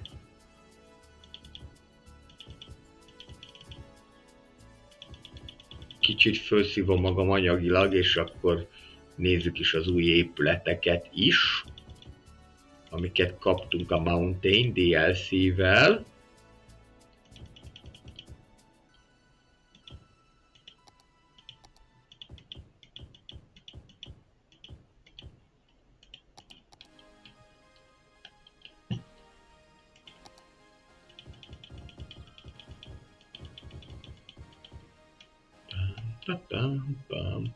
Jó. Szerintem elég szépen beilleszkedett ebbe a környezetbe.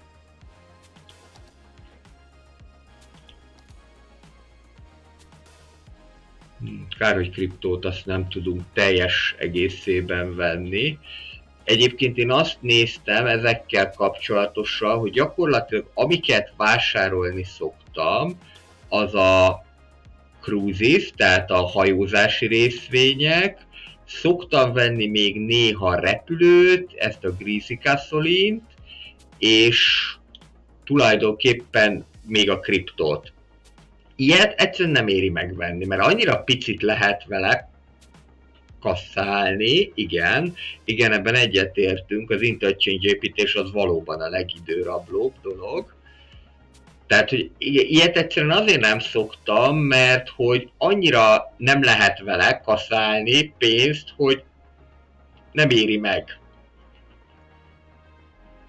Ezzel kapcsolatosan, jó, hát itt pont volt egy olyan, amikor leesett. Ezt érdemes lett volna megvenni. Need the money, need the money.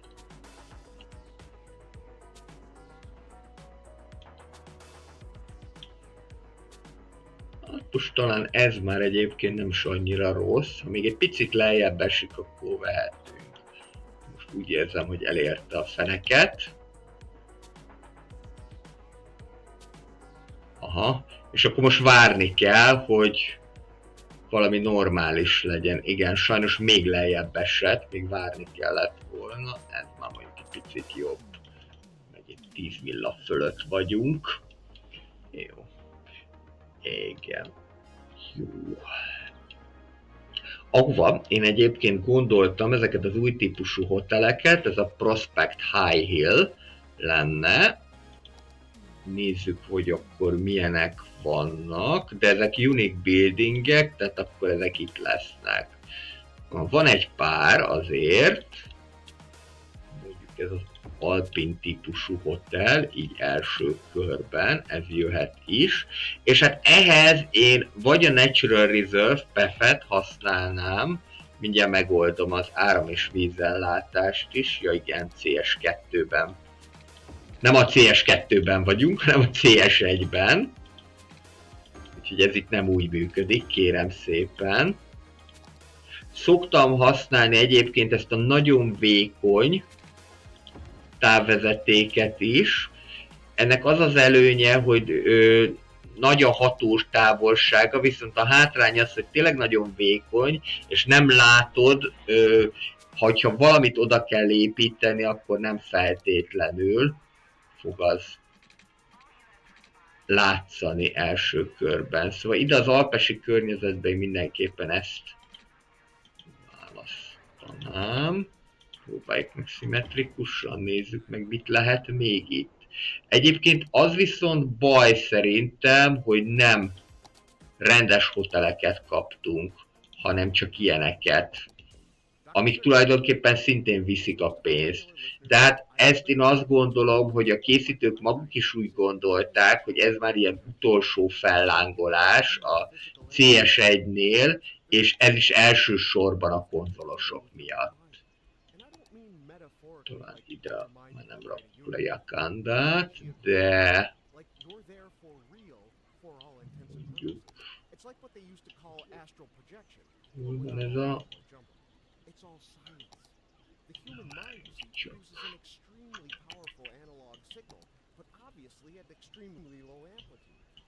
akkor is jó lesz az így is. Meg ide is úgy nem tudok berakni semmit, bár Move It móddal egyébként megoldható lenne. Kicsit barátságosabb legyen. Ha ezt hagy... Nem, mert nincsen energi módom. Jó, akkor hagyjuk, akkor marad így.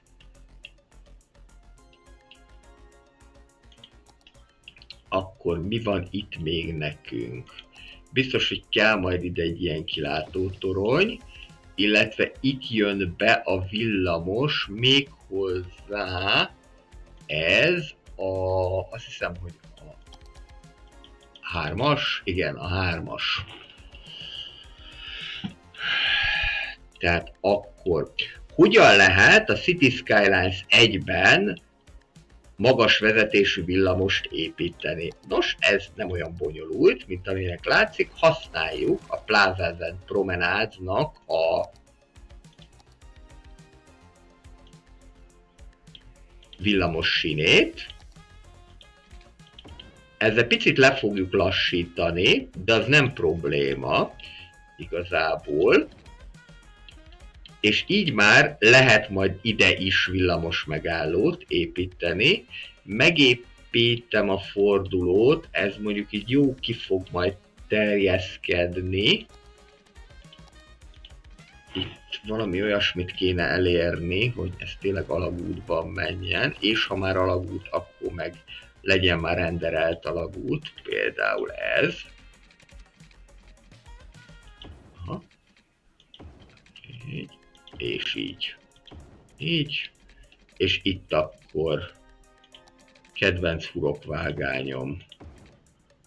Ezt egyébként, hogyha nagyon akarjuk, mert olyanunk van, akkor lehet egy vágányúvá is tenni. Valószínűleg, hogy innét nem egyhamar fog tovább menni. És akkor itt kéne, hogy megálljon. Igen, utolsó utáni fellángolás, de mondom, a konzolosok miatt van. Tehát itt kéne, hogy megálljon, majd a villantyú. Fogjuk, kihúzzuk. Így már ez menni fog, és most már csak azt kell elérni, hogy valahogyan ugye kapcsolódni is tudjon. Na most vajon emlékszem még, hogy mi az, ami kapcsolódik hozzá. És nem ez fog kapcsolódni, hanem szintén egy gyalogút. Igen, mert a gyalogút gyalogúttal kapcsolódhat.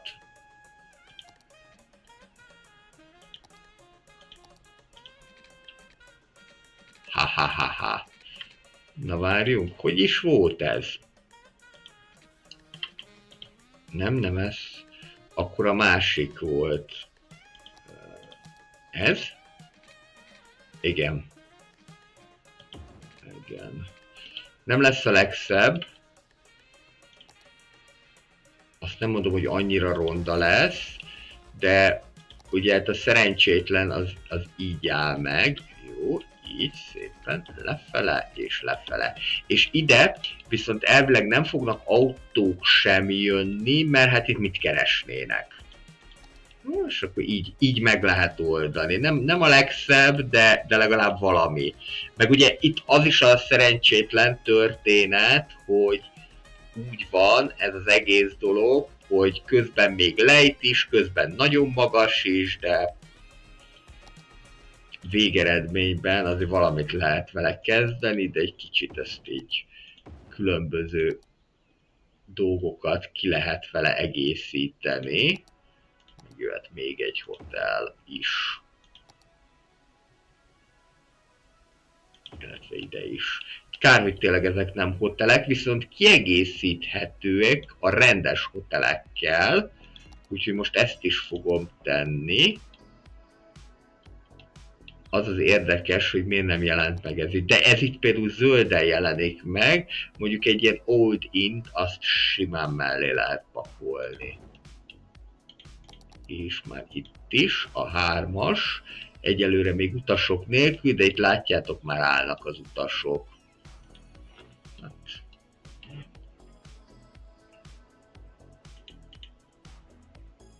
Mutatok akkor egy kis mozizást, ahogyan lemegyünk a hegyről.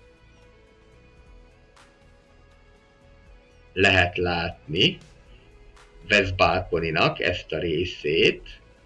Elég gyakran jönnek egyébként a villamosok, közben ott meg még valami ki is gyulladt. Itt volt ugye a régi forduló, ezt már itt megszüntettük. Itt bemegyünk majdhogy nem a dzsungelbe, és akkor megyünk szépen tovább. És egészen, ez már itt majdnem a főpályaudvar, ugye ez az irodanegyed, és itt a főpályaudvar, ami valójában csak regionális pályaudvar, tehát az mindegy. És itt egészen sokan vannak, 34-en, és ez majd egyre több lesz, ahogyan megyünk. Mindegyik villamosvonal egyébként nagyon hosszú, tehát kifejezetten ezek a hosszú, mondom, a Prágát vettem alapul, hát ott is mindegyik villamosvonal, egyik hosszabb, mint a másik, az, hogy 80 percig megy a villamos, az simán elfogadott. Igen, itt van, amikor így belemegy egyik a másikba. Who likes the tram, guys? Én például nagyon szeretem a villamosokat, és nagyon örültem ennek is, hogy kaptunk egy ilyen kiegészítőt, amikor ugye kaptuk, ami mindenféle villamost jelentett. És akkor itt ezt is megcsináltam. Hát itt azért úgy egymást azért gátolják egy picit, de azért úgy nagyjából halad, meg ugye úgy láttam, hogy azért csak mérsékelten lehet ezt fonódni, tehát például a betétjáratok sem a CS1-ben, sem a CS2-ben nem működnek. Mert mindjárt be is sötétítünk egy kicsit. Itt már Polánszkánál vagyunk, ez eredetileg egy lengyel stílusú negyed volt, nagyon szép lengyel házakkal, csak azt Polish Quarter, itt was a Polish Quarter, csak aztán miután ezeket kivezettem, hogy akkor most már ne legyenek nagyon letöltött dolgok, akkor utána már inkább az európai stílus részesítettem előnyben. Itt egyébként a városnak ez egy ilyen sajátosság, hogy így a középen van kvázi egy ilyen hegyes, dombos rész,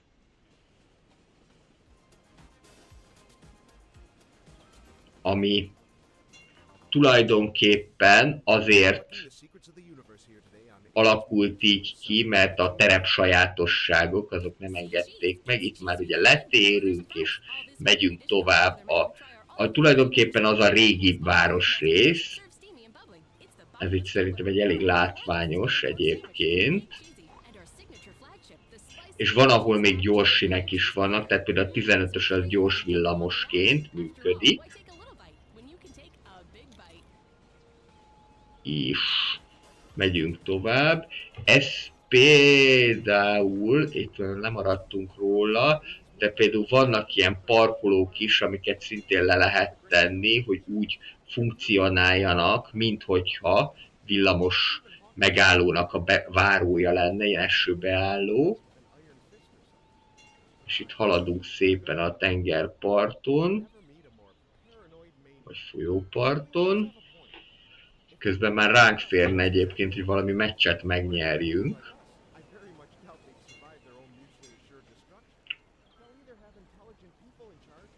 És így tovább, itt már ez a National közelében van. Kicsit bementünk a másiknak a seggébe.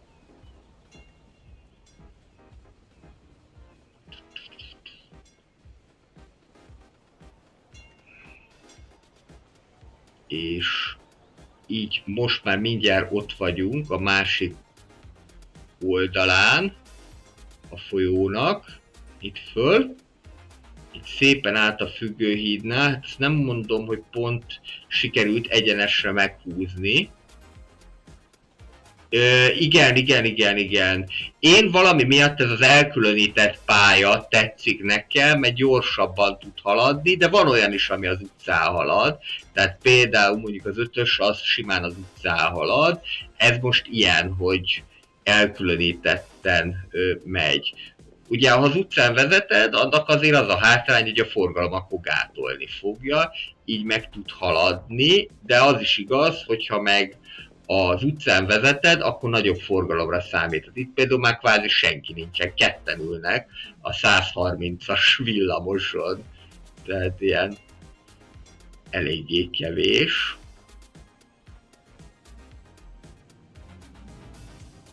Nagyon szeretem ezt a 90-es évek movie zenéjét is. Az egyébként egy mekkora lenne, hogyha a CS2-be ingyen betennék ezeket a rádióállomásokat, vagy valami jelképes összegér, mert van egy pár.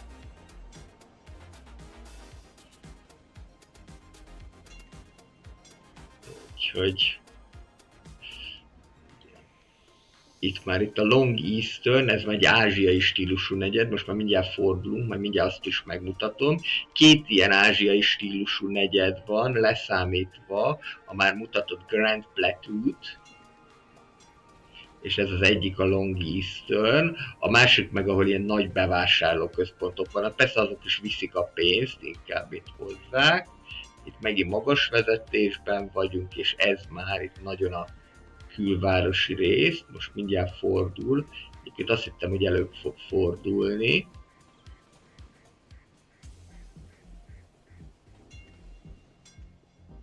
Akkor ez egészen kimegy, nem emlékeztem arra, hogy ennyire kimegy a 3-as. Most aztán tényleg 0 embernek csináltunk, de itt ez már tényleg a vége.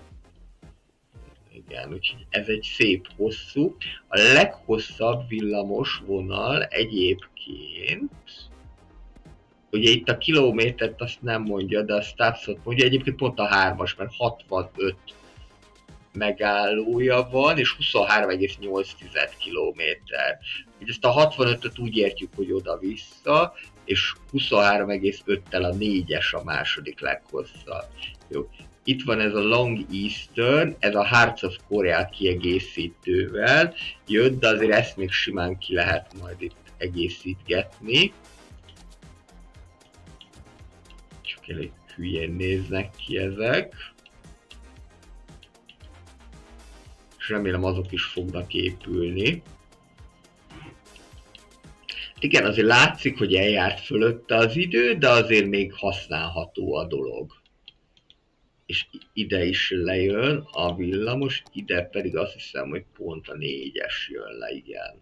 A 4-es metróhoz, a lilához.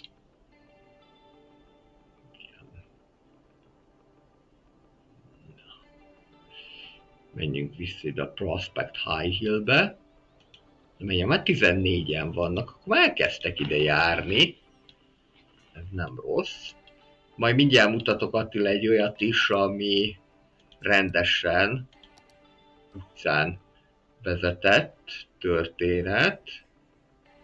De mennyi kell? 5000, hát az még nem most lesz. Jöhetnek ide a hosteltől kezdve mindenfajta. Itt csak vásárolni kéne, hogy tudjanak.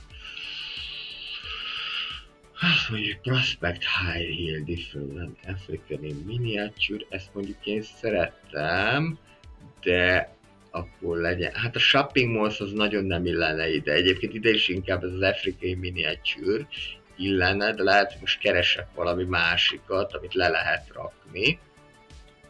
Csak így. Igen, ez az egyetemista típusú.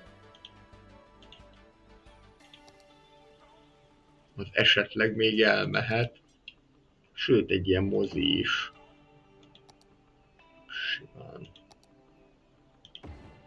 Ez az, amit megkaptak, ugye, mint kiegészítőt, de aztán nem csináltak hozzá külön stílust. Ez a University Pack. Pedig azért az jó lett volna. Van egy ilyen stílus.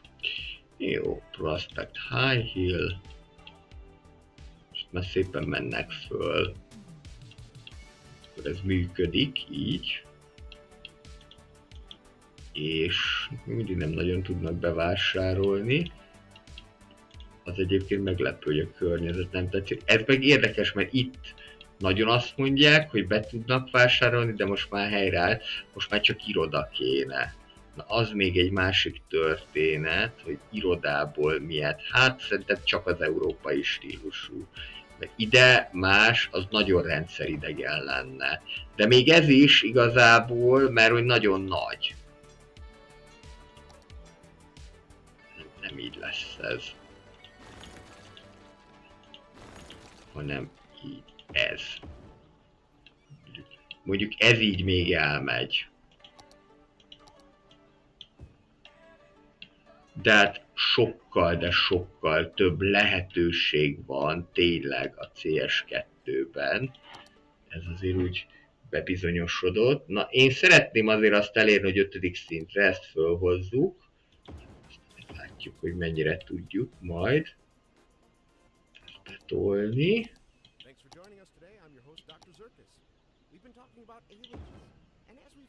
Egyébként amikor kérdeztem a csatornán, hogy na, akkor akartok-e CS1 várost, hát ott nem volt egyértelmű.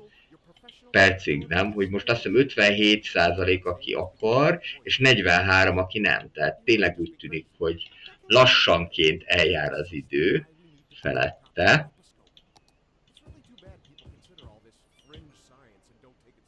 Úgyhogy...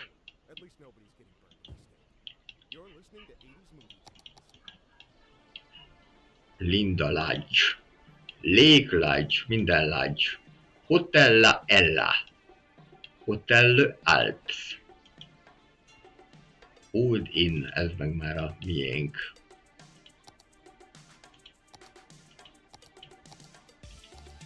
Az a baj, hogy ezek is inkább, hogy ezek viszik a pénzt.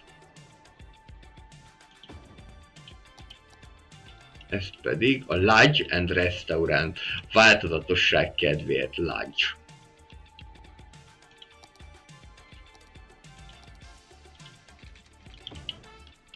Papapám.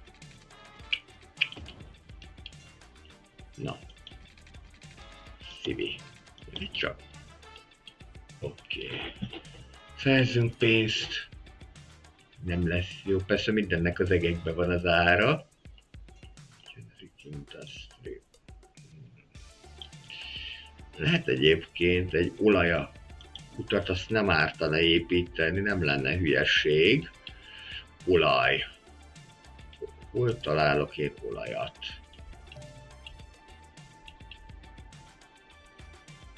Hát? Hol van itt olaj? Sehol, de. Ja, hát itt. Cornettennél, ami egy új városrész lenne, illetve itt a Fisher Cornernél van nagyon-nagyon sok olaj, de oda nyilván nem fogok beépítkezni. Hát... Igen, itt nincsen nagyon olaj. valamit akkor föl kell áldozni, vagy hát lehet csalni is, mert lehet csalni, hogyha az ember akar, közben viszont sikerült megnyerni a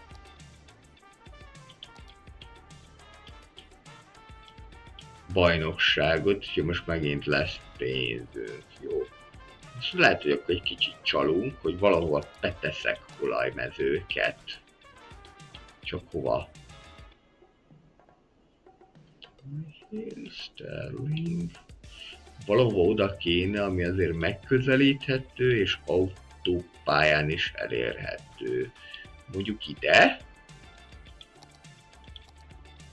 Próbáljuk meg ide. Meddig tart a stream? Hát ameddig jól érezzük magunkat, szerintem mondjuk ilyen 8 és 9 közöttig. 8 és 9 között, ugye változó, hogy mennyien vannak. Meg nem tudom, hogy YouTube-nál, mi Twitch-nél azt mondták, hogy legalább 2 órát kell streamelni, hogy beérkezzenek az emberek. De persze, ha van valami extra kívánság, hogy mit csináljunk az adott várossal, vagy ezzel a várossal, akkor lehet jelezni. Én most ide le fogok rakni egy nagyobb méretű olajmezőt.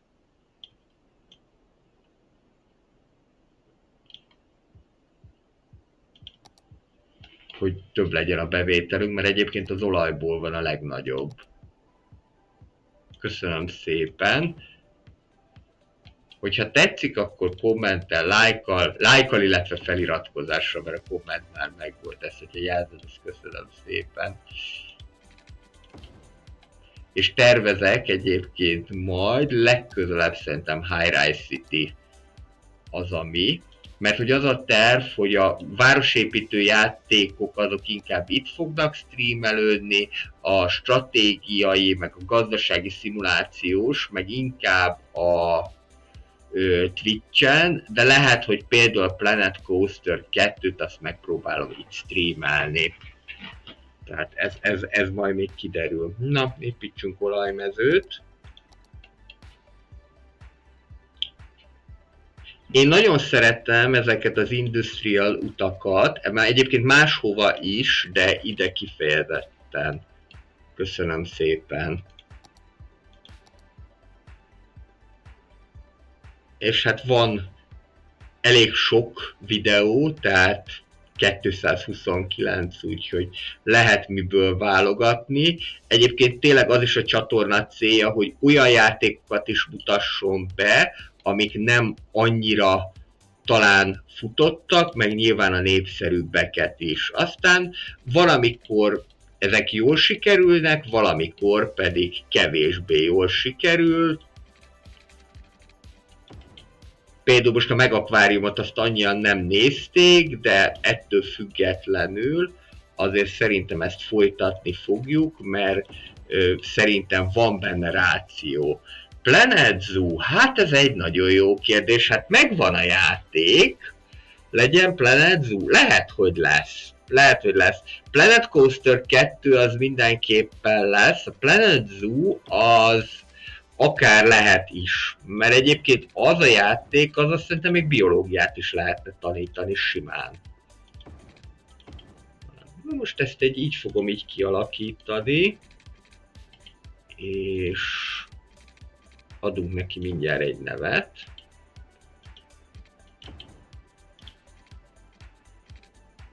Legyen Planet Zoo. Ó, lehet, az abszolút beleférhet egyszer. Egy Planet Zoo is. Igen, az egyébként nem egy egyszerű játék, tehát abból a szempontból, hogy elég sok mindenre kell figyelni. Már játszottam, volt, hogy megszökött a tigris, meg ilyenek, tehát így voltak ilyen problémák vele. Na akkor Industries, akkor először is a főépület, és akkor jöhet a többi is. Most ezt nem tudom, hogy Unlimitedre van-e állítva, remélhetőleg. Mi a neve? Sunset Petrochemicals. Mivel ez egy ilyen magaslaton van, azért akkor legyen Great Patrol. Great Patrol. Jöttek ki új DLC-k, igen, láttam, de hát olyan nagyon sok mindent nem hoz ez a játékkal kapcsolatosan. Tehát nekem mondjuk az a gondom ezzel a Planet Zoo-s DLC-s történettel, hogy olyan sok mindent nem jelent a játékkal kapcsolatosan, nem, ezt nem így, hanem így. Mert hogy csak új állatokat hoz, de nem hoz alapvető változást a játékba. De van egy pár új DLC, azt nem mondom, hogy mindent meg fogom venni, mert hát Istennek nincsen ennyi pénze. Különösen, amíg egyetlen forint nincsen a YouTube-ból, már pedig amíg itt az 1000 feliratkozó össze nem gyűlik, addig nem lesz, vagy tágabb értelemben az 500, most már 500 feliratkozótól is lehet belőle pénzt csinálni, de egyelőre még ez egy nagyon távlati cél, hogy egyáltalán majd valamikor, és ez nyilván nem azt jelenti, hogy pénzesek lesznek a tartalmak, csak lesz lehetőség, aki akar. Az majd segíteni egy újabb DLC-t megvenni. De igazából az is teljesen jó, hogyha nem a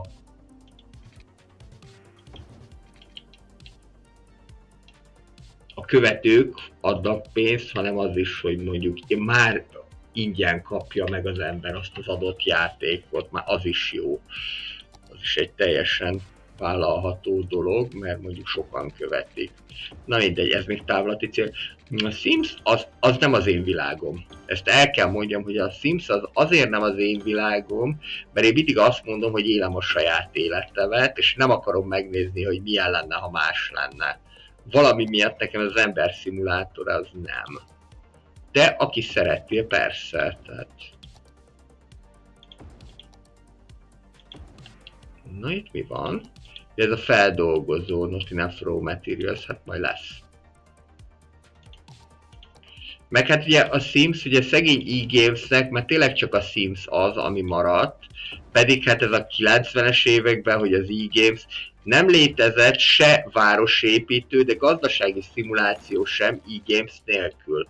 Amennyi sim volt, minden volt, Simfarmtól kezdve, SimEnt, Simcopter, és mindent, ugye, persze a SimCity futott a legjobban, meg utána azoknak az utódai.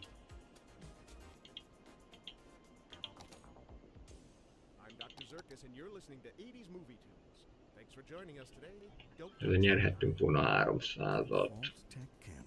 Hogyha meg lesz a 200 olaj, Prison Architect az jó. Az jó, hát a kettőt azt nagyon várom.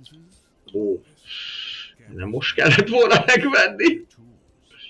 Jó, eladjuk. Cheaper. Prison Architect az jó. A kettőt azt nagyon vártam. Az már jött volna... Várjál, már szeptemberre jött volna, és aztán elhalasztották. És nem tudjuk, hogy mekkorra. Valahogy nem akartak egy CS2-vel hasonló fiaskót bevállalni. Na jó. Olajból lesz petróleum, illetve majd műanyag, de az a majd csak a majd.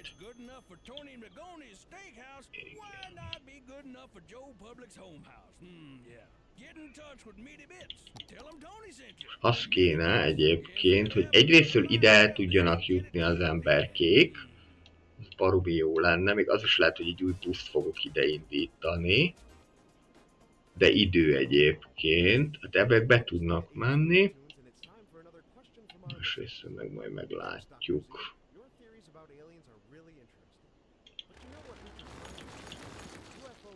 Ide nem is kell. Prison Architect az jó, egyébként megfelelően sötét a világa. Ó, nagyon jó, ezt itt így lehet is tovább vezetni, tök jó. És akkor még itt is tudom ezt tolatni. Várjál csak. Így. Így.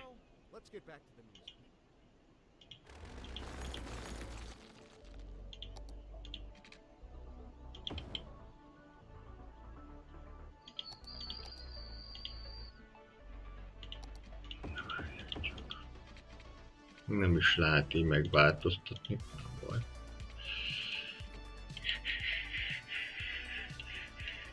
Hát, na várjál. Hogy is legyen ez? Megoldjuk. Csak nagyon béna lenne, ha így oldanám meg, de akkor ilyen bénán lesz megoldva.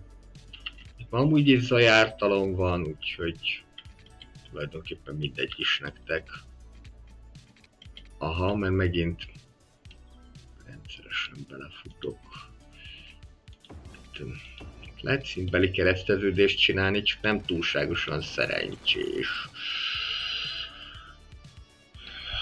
Akkor a következő lesz.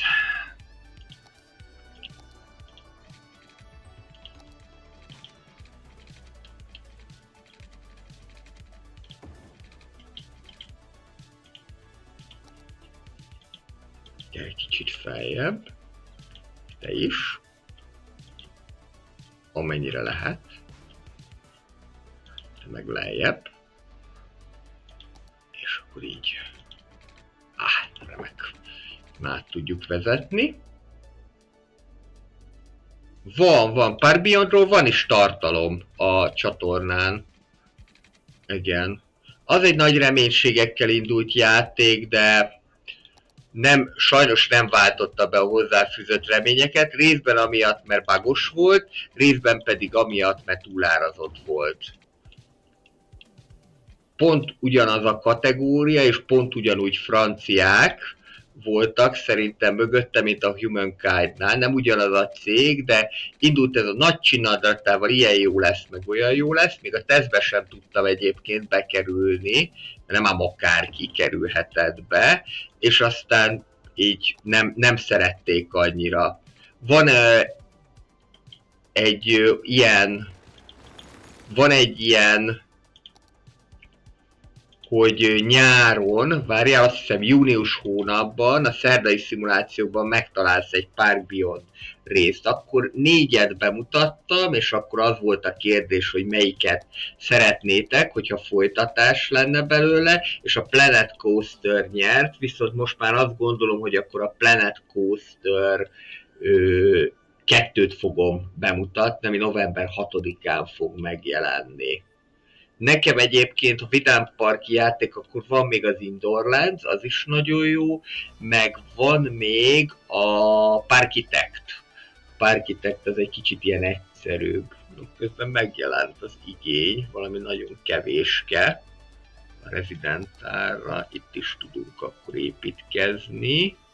De nem ez. Egyébként még ilyen Brooklyn típusú városrészünk sincsen, mert egyszerűen annyi fajta van, hogy hát ez már így ember legyen a talpán. Igen, ez a koreai stílusú volt, és ezek pedig annak ellenére ilyen light residentálok, hogy annál azért nagyobbak. Low density, igen. Van egy kedves néző, aki mindig kijavít.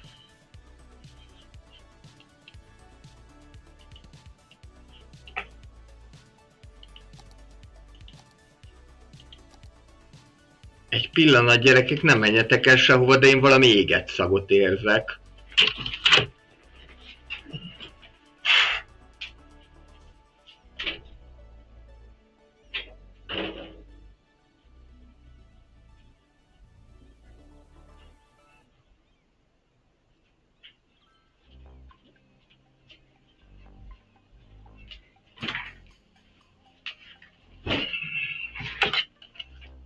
Bocsi, már itt is vagyok. Egyszerűen éreztem valami éget szagot, és nem tudom, hogy mi az, amit éreztem, és még mindig érzem itt.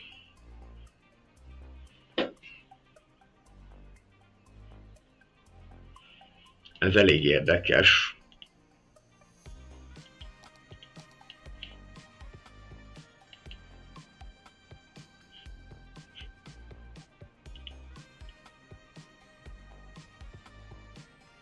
Nem tudtad letölteni? Azt kipróbáltam, az Academia School Simulator-t, igen, az megvan. Nem tudtad letölteni, Bözsiland? Akkor lehet, hogy én azt csináltam, hogy minden modot leírtottam, és úgy.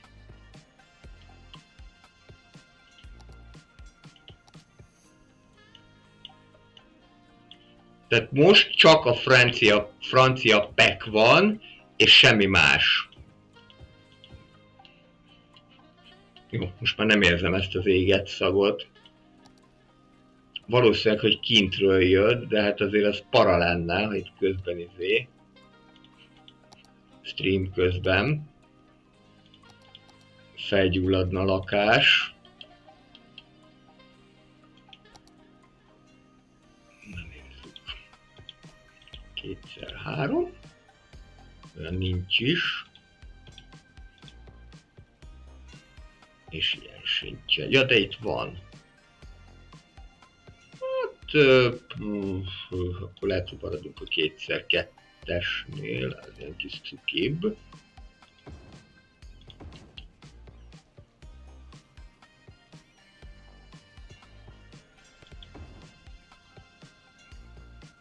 És van más, amit letöltöttél még mellette mod? Mert szerintem akkor az a probléma, hogy valamilyen más mod is le van töltve, és az zavarja. Nekem eddig szerencsém volt vele, de körülbelül 1 órát, hogyha játszottam.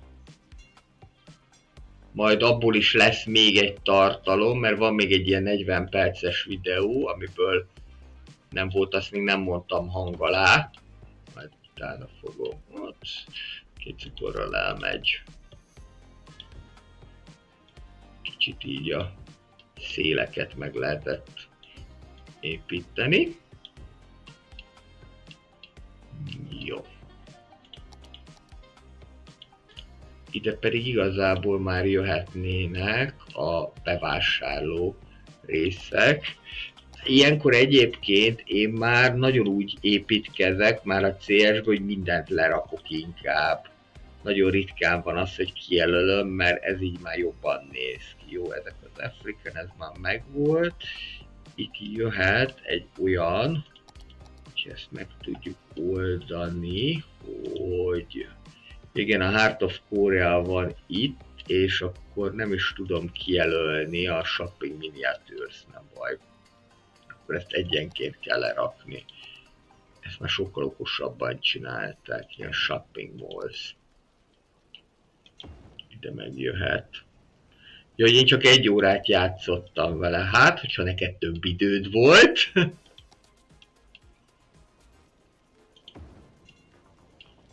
Akkor az jó dolog. Nekem most ennyi volt, 1 óra.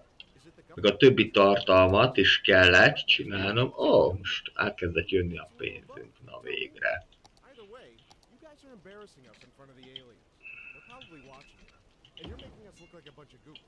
Az mondjuk nem jó, hogyha kidob, mert hát ne dobjon ki, mert most már jó lenne, hogyha tényleg minden működne. Mert egyébként szerintem ebben a Region Pack-ben nagyon nagy lehetőség van, ez lesz majd az igazi versenyelőny a CS1-jel szemben. Tehát ha ez működik, akkor már egy 8 Region Pack-től szinte azt mondhatom, hogy több lehetőséget fog adni, mint a CS2-nél. Ha ez működik, csak hát ugye ez egy jó kérdés. Megnézném-e Oroszországot? Igen, egyébként, csak nem a mostani helyzetben, de megnézném. Szentpétervár, Moszkva abszolút érdekes lehet. Oroszországban körülbelül 100 helyen van villamos. Én amúgy is a szláv környezet iránt abszolút vonzódom, tehát nem lenne probléma.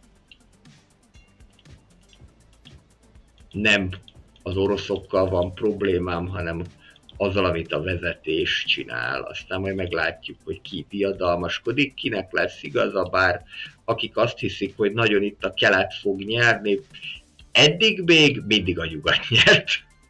Szerintem. De aztán majd kiderül.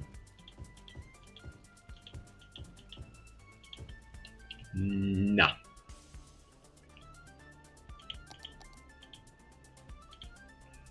Az egy más kérdés, hogy mondjuk már minden 10 cipzárból 9 kínai. No, Hol tartunk? Hát ez nagyon gyenge, gyerekek, itt még valamit építsünk. Mondjuk akár ilyet is lehetne. Facsarjuk ki, ami van ebben az olajmezőben. Moszkvai torony? Miért van ilyen, hogy moszkvai torony? Nem látom, de lehet, hogy ha óra állítom, akkor sincsen, meg a tower. Az melyik a moszkvai torony, Huba? Látok ilyen afrikai... Nem tudom, hogy melyik, mert ezek inkább európaiak, ezek a felhőkarcolók, meg most nem is akarnám annyira lerakni, mert akkor még rosszabb helyzetben vagyunk a pénzzel.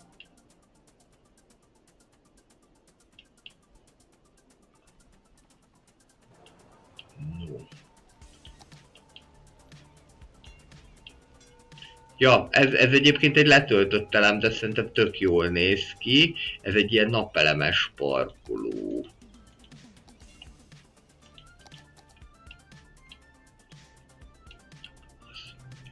Hol tartunk szálloda szempontjából? Mindjárt megvan a dolog. Ide. Ide? Ide. Mondjuk ide. Rögtön kettőt is föl lehet. Letölthető, igen, ez a Novance akármicsoda, ez a neve. Novance valami, és akkor különböző, a világ különböző részein vannak, igen, ezek.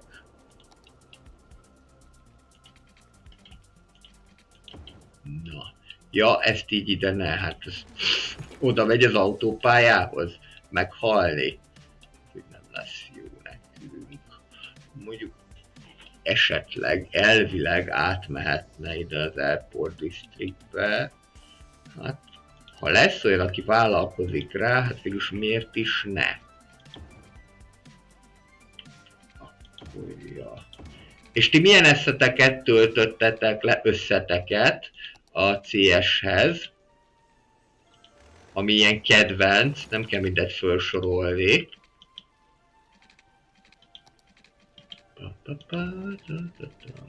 Olyan régen hallottam már ezeket a zenéket. Nem ezt így ne. Ez nagyon tré.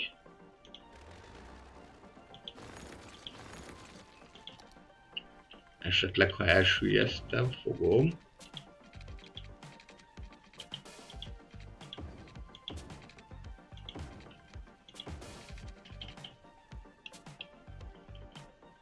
Az lenne a cél, hogy idáig eljussál. Így. Köszönöm szépen, igyekszem.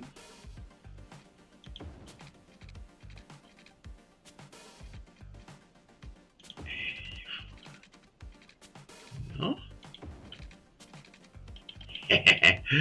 Hú, szerintem akkora szintkülönbséget kell áthidalni, hogy hát ezt így nem biztos, hogy menni fog, de azért próbálkozunk vele. És úgy tűnik, hogy menni fog. Gyerekek, hát... keresztbe boldoggá teszem magam. És megy.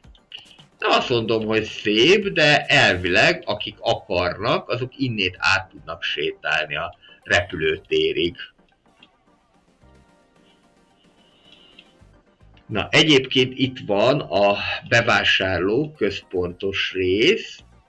Ezzel is az a baj, hogy ezekből se lehet pénzt csinálni.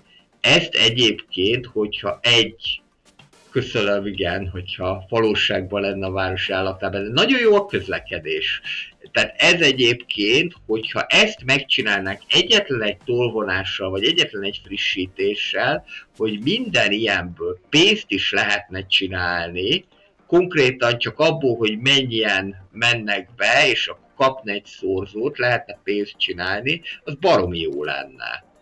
Mert nekem mindegyik ilyen CS városra az a bajom, hogy előbb-utóbb nem azt mondom, hogy tönkre megyek, de nagyon nehéz anyagi helyzetbe kerülök.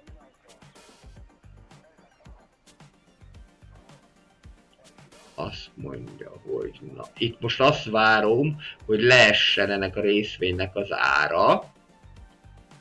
Mondjuk még szerintem egyen lejjebb fog menni, de ez mindig ilyen, csak ilyen megérzés. Nem, most följebb ment. Na most talán már nem fog. Közben második szintűek vagyunk. 25 000, az nekem kevés. Gyere, gyere, fölfele. 140 000, még följebb. Még följebb. De már följebb nem biztos, hogy fog menni. Ó. Igen. Most mondjuk 162-t vezetni. Nincsenek nagy dugók, azért vannak, azért tudok mutatni olyat, amik ilyen, ahol vannak. Ja. Van a traffic. Mondjuk azért itt. Akár itt, ami itt piros, itt az azért mind ilyen nagy dugós történet. Ez meg itt pláne, hát de ugye itt nem tudtam máshogy megoldani, mert az már nem lenne szép, hogyha a szintbeli kereszteződés megszűnne. Itt azért vannak. Akkor még azt tudom mondani, hogy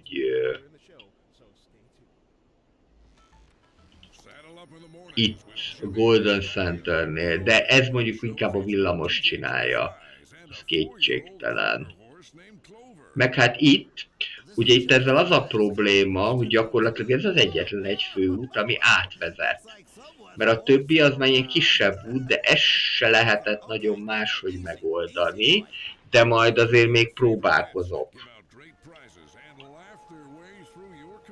Turista busz és így tovább, tehát azért van itt.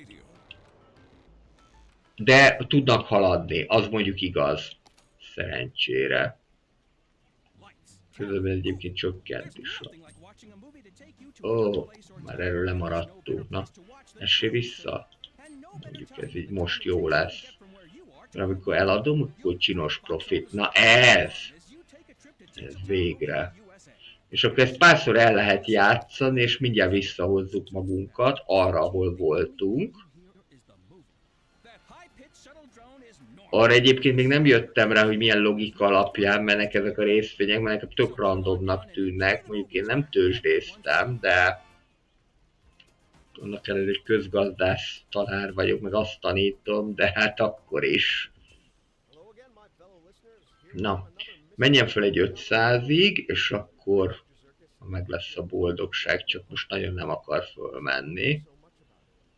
Vásároltam belőle. Ja, hát Budapest, hát az teljesen más, de Budapestnek ugye az a baja, hogy nincsenek, hogy igazából nincsenek fonódó villamosok. Tehát van egy a budai fonódó, de ennyi. És el vannak egymástól szeparálva a villamosok. Én ezért szeretem Prágát, mert ott minden mindennel össze van kötve. Meg egyébként itt is. És szerencsére még össze sem akadnak. Na, hotel. Még mindig csak 4094, akkor építsük tovább ezeket a hoteleket.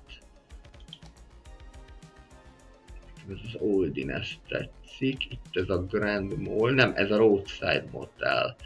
De például ez jó lehetne. Kicsit lehet a metrót, azt arrébb tudjuk tenni, és akkor ide el is fog férni.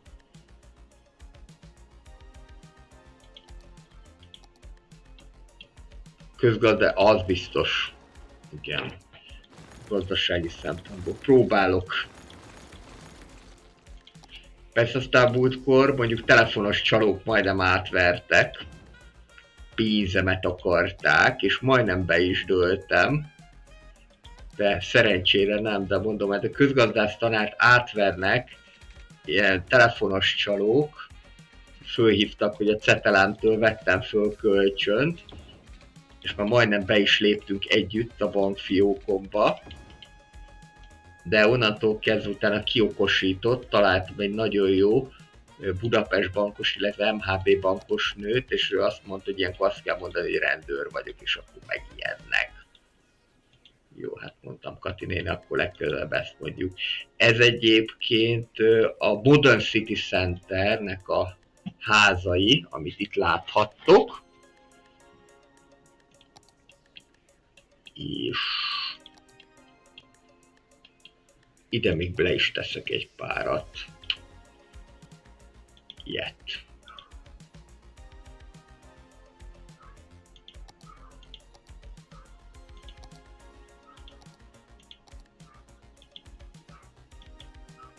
Probable. És hát itt van ez a Modern City Center. Közlekedés szempontjából, igen, hát én is szoktam, úgyhogy építek a semmibe valami kis vonalat. Szokott ez így lenni. Ide építünk egy pár ilyet, még ez itt el fog férni. Mindjárt föl fog menni, igen, ez már föl is ment maxra. És itt is maxon van, nem az irodával van problémájuk, még nem elég zöld a környezet. Hát a zöld környezetet azt mondjuk úgy lehet megoldani, hogy ezt így megpróbáljuk, de nagyon nem akarja az igazságot, mert itt van mellett ez a távvezeték. Jó, közt lebombázom, ebből nem csinálok problémát. Egy, még egy, és akkor ezt itt így is eldobni, és akkor itt valamennyi zöldet még ide tudok tenni, amennyi ide fér. De még egy sétány is, nem azt mondom, hogy annyira nagyon kiütötte volna a biztosítót, de elvileg most már, igen, itt van, harmadik szint. Na, most már van egy ilyen jelentősebb, mondjuk ez a City Hotel, ezzel már azért lehet pénzt csinálni jobban. Itt meg a villamosnak van, ráadásul ez gyors villamos, itt ez a 15-ös. Nem, ez a 2-es 15-ös van erre. 15-ös, nem, a 15-ös az, amit a Ridge-nél van, a South Ridge-nél, és a Grand Mall-nál meg a 2-es. Jó, ezt is egy kicsit kitérítjük. Szerintem itt az egyszerűbb oldalból fogom megfogni. Nem fog én itt most ezzel szórakozni, hanem csak szépen a Movie móddal behúzzuk, és akkor ide jöhet is a hotel. Nagyon szerettem egyébként ezt a Hotels and Retreats kiegészítőt. Amsterdam az szép. Amsterdamban nekem mondjuk egy olyan élményem van, hogy összetörtem véletlenül a kínainál egy poharat. És akkor ezt ki kellett fizetni, de nem annyit számoltak föl, mivel költöttem vagy 50 eurót a boltban, mint amennyit kellett volna. Véletlen figyelmetlen voltam, úgyhogy Amsterdamról nekem ez az élménye van. Ja, és ezt már meg is lehet változtatni, de baba, de szerintem ezt már régebben meg lehetett. De nekem ez tetszik, ez a magas. Igen. Jó, magas variation. Innentől egyébként már sokkal egyszerűbb lesz szerintem majd. Jó. Nézzünk egy-két irodát. Csak ilyen van. Van itt azért más is, és masszívabb. Simán. Külvárosi iroda. Jó. Szentpétervár. Voltál már ott? Akkor biztos szép. 1020 a profit, mennyi kell a kövi szinthez? 15 000. Na ezt a Boat Hotelt, ezt még mindenképpen szeretném, csak hova? Hát ez mondjuk itt jó lenne, ennek meg mondjuk nem is kell más, csak tudjanak bevásárolni, ezt csókolom. Jó legyen ide. Raktuk. Szépen. És akkor itt mindjárt megoldjuk, hogy tudjanak bevásárolni. Méghozzá szerintem Ez még itt nincs is elnevezve. Ez egy ilyen fortress-es rész. Ezt itt meg egy kicsit csalunk. Lerakom ezt, így akkor rögtön akkor. És arra gondoltam, hogy ha már itten Fort Balcony, akkor itt egy tipikus olyan legyen, amilyen leisure. Leisure and pleasure. Goodwill. Ide már nem lehet semmit, még ide lehet, ide teszünk egy sort, és akkor így szépen be tudnak vásárolni a fiúk, lányok. Hú, nagyon aracsonyan volt, mert pont nem kaptam el. Nem Londonba? Akkor hol? Ha nem titok, vagy Anglia melyik részén?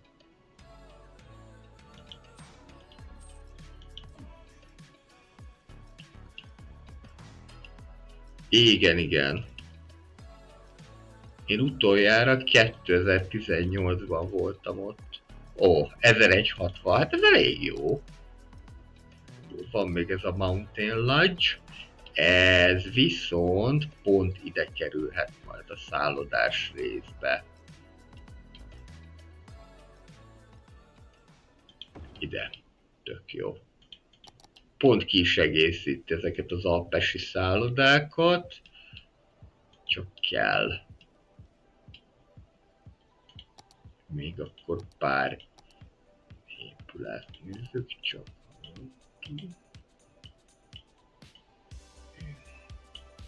Liverpool és Manchester között kb. Középen. Jó, hát akkor az annyira nincsen messze Londontól talán. Nem fog kell férni, el fogunk? Nem.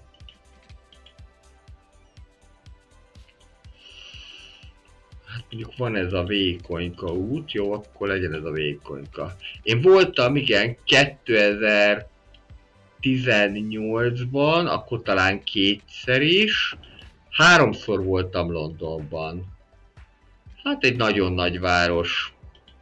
Nagyon nagy város, közlekedési szempontból mindenképpen érdekes, de igazából valahol mégiscsak egy nagy falu.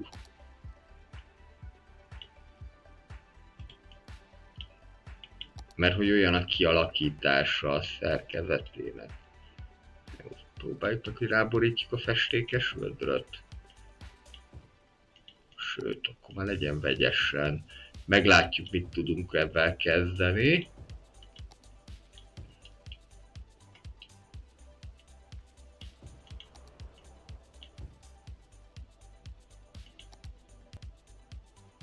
Vonattal 2 óra. Hát a kocsival 1 óra az nem olyan sok. Mondjuk úgy mondom, hogy nem vezetek, de...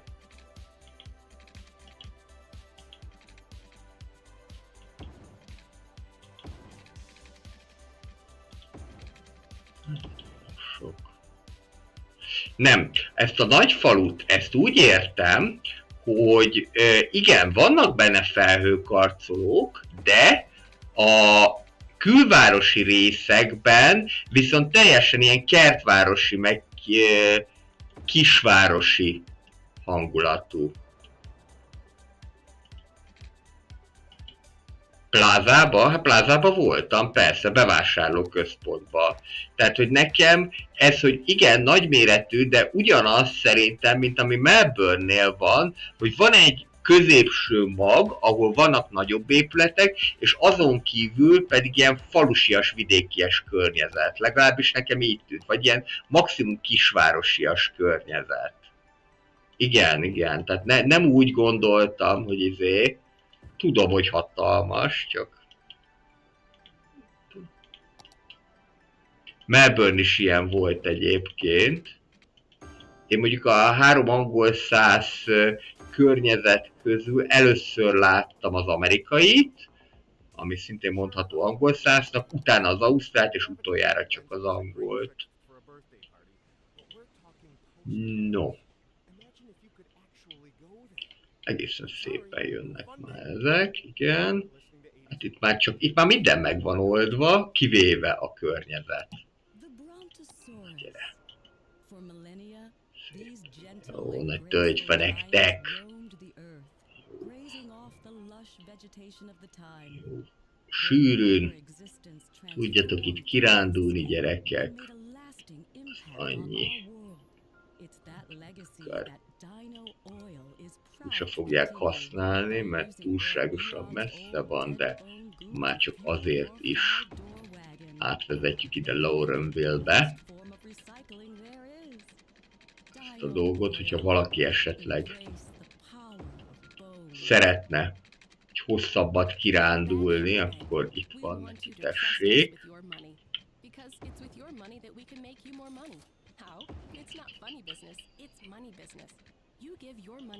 It's not money business.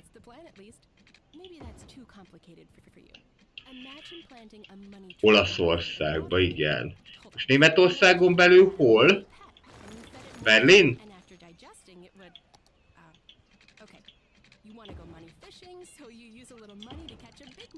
You know, just come in and talk to us. We have even more metaphors that allow us to avoid saying what we really do with your money. Nézzük itt mit tudunk. Mr. Festékes vödörrel. Azon gondolkodom, hogy elég lesz ide a villamos, de szerintem elég lesz. Na, ez már így jobban néz ki. És itt... Jó. Ugorjunk csak vissza az olajra, mert közben már második szinten vagyunk. Tudunk többet is kitermelni, sőt, már nem is kell többet kitermelni, inkább földolgozni kéne. Nem biofuel products. De ez is tök jó. Egyrésztől nincsen elég vásárló az olajnak, másrésztől meg nincsen elég raw materials. Jó, akkor ami tárolószerűséget ezt ide betolok. Ez is jöhet, ez is jöhet.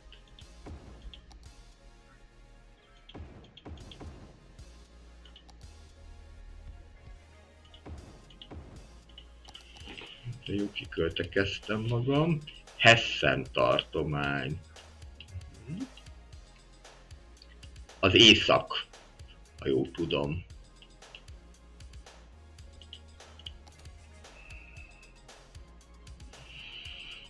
Na, menjen lejjebb. 8 millió 2 alá beesik, akkor veszünk.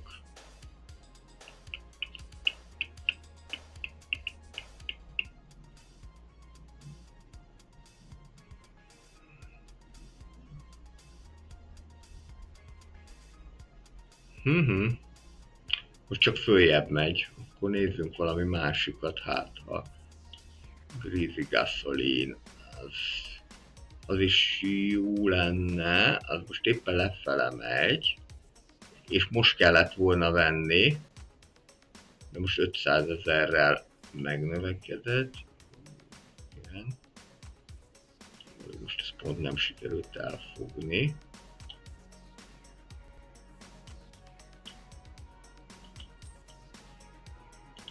Most próbálkozzunk. Hát ha 242, ez még jöhet följebb. Hát most nem jó. Ez már jobb. Hát itt ez már így megy. Aztán van olyan városom, aminek meg 200 000-es veszteségem van. Az a nem mindegy.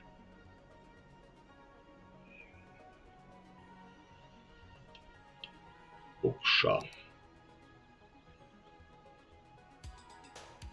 Negyedik szinthez 15 000-nyi profit kell.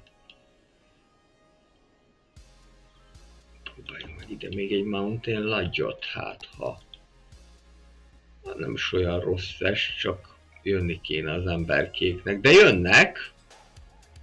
Igen, mindjárt szerintem ki fogja ez nőni magát. Ausztrián belül Tirol, az is ott van a szélén.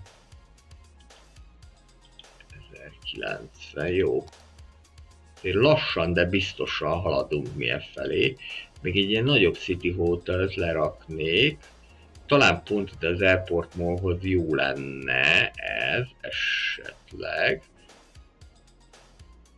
hol ilyen nagyon zöld, de lehet, hogy inkább ide a belvárosba. Sőt, az jutott eszembe, hogy ez a másik rész viszonylag mostoha hotelek szempontjából. Long Eastern, ez jó lehet. Rombolok egyet, nem érdekel.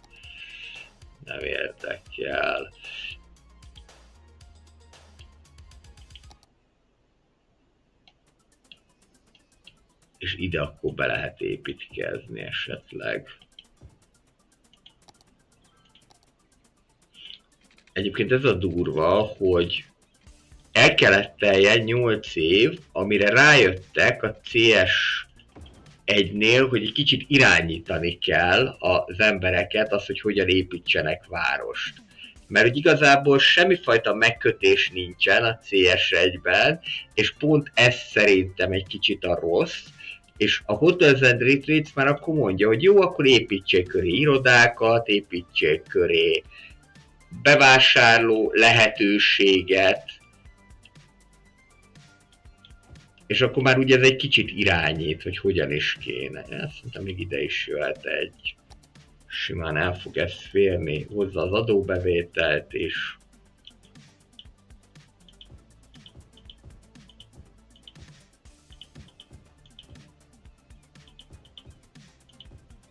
Így is van. Na, szerintem, hogyha elérjük az 5. szintet, hát az 40 000, meglátjuk, jó? Most tartunk, mennyi ideje? Már több mint 2 órája vagyunk, 2,5 órája. Még egy kicsit. Innsbruck. Na, én ott még nem voltam, Innsbruckban. Az egy érdekes város lehet. Ez körülbelül ekkora, mint ez, nem? Ez a 110 akárhány ezer. Na, de jó kigyulladtál. Itt építsek neked ide. Hogy...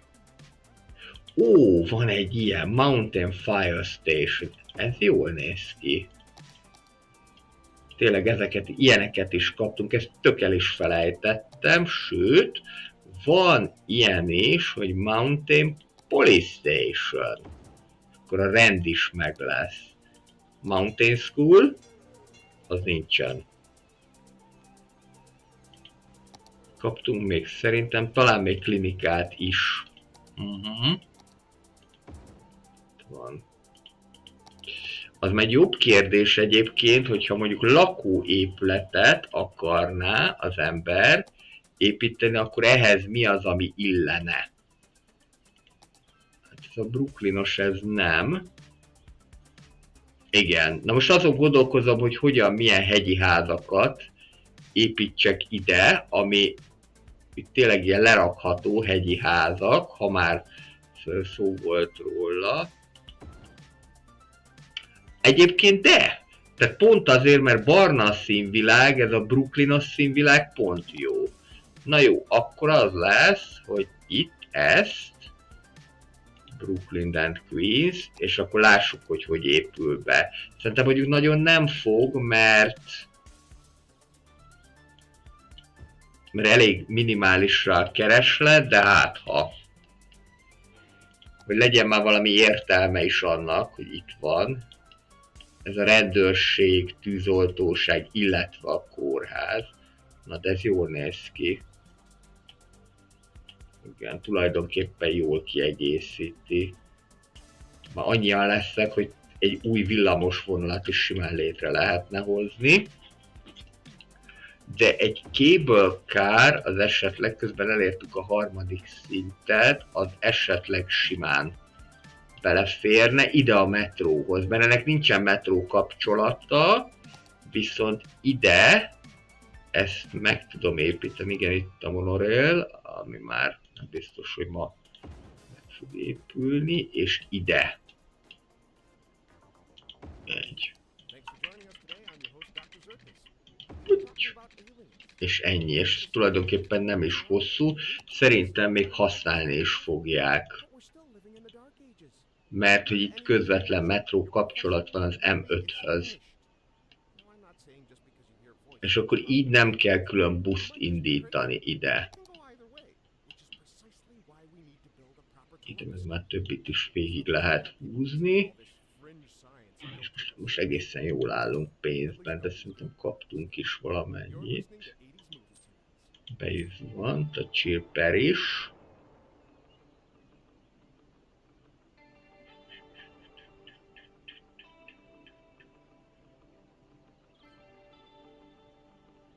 Na, még egyet.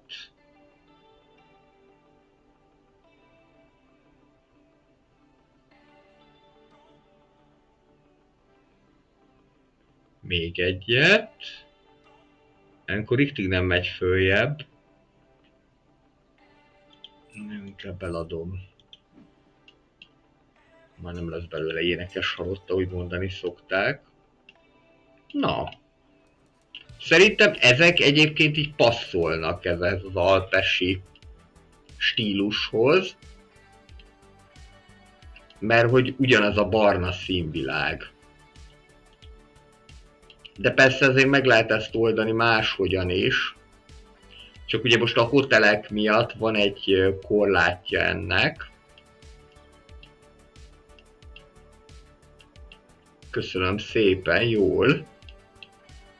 Most, hogy így már túl vagyunk ezen egy éven. Szerintem még egy kicsit streamelünk, és utána már ezt el fogjuk engedni, mert szerintem egész sok mindent mutattam a városból. Itt közben egy komolyabb halálozási hullám, lehet ide Waldrose-ban nem ártana egy temető. Még egy.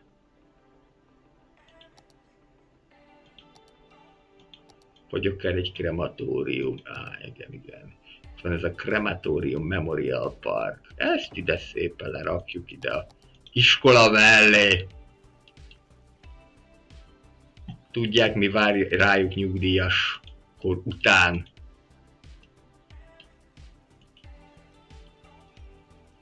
Igen, ezeket a kis buszállomást is nagyon szerettem, ugye ez a Wildrose East, itt sok busz jön össze.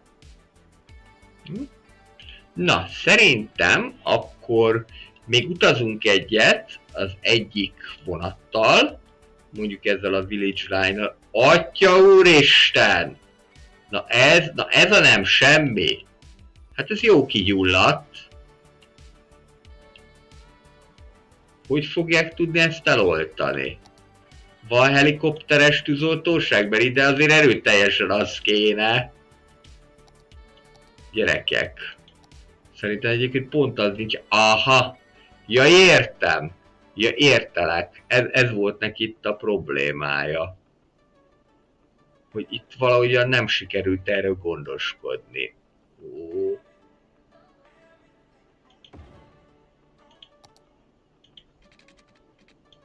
Na, nagyon gyorsan menjetek kifelé, mert... Hát itt a fél Churchtown leégett, sőt az egész. Itt is vannak.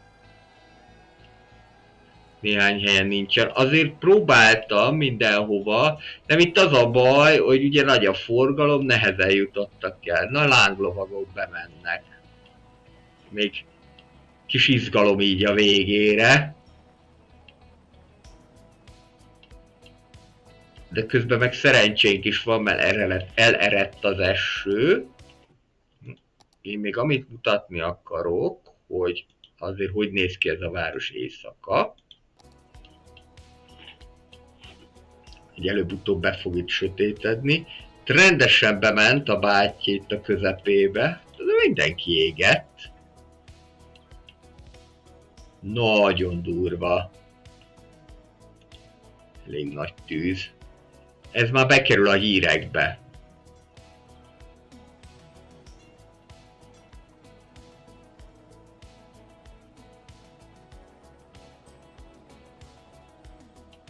Ez már azért bekerült a hírekbe is. Ez egy ideig el fog tartani, amíg helyreáll. Mindenhol. Mint egy ilyen tényleg ilyen nagyon temetői. Hát mondjuk úgyis most van Halloween. Nem így gondoltam. Na jó. Akkor így esett a dolog. Ezzel nem tudunk mit csinálni. És ebben a Prospect High Hill-be itt nagyobb részt felnőttek vannak. Látom.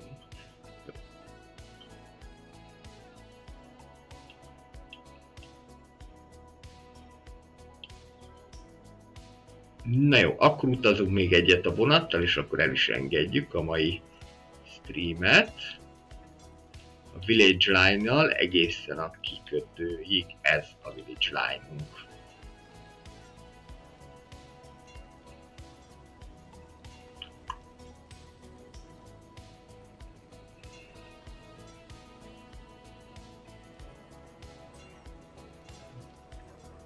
Következő megálló, ahol a metróval kapcsolódik az M3-mal. Kicsit hullámvasutas a dolog.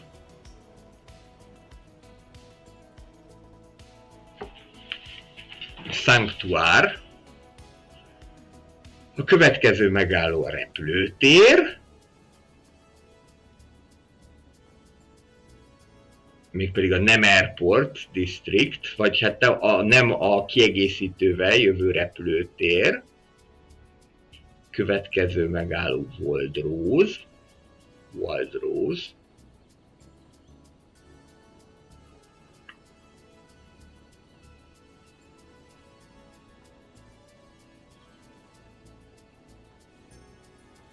És akkor itt elég sokat megy.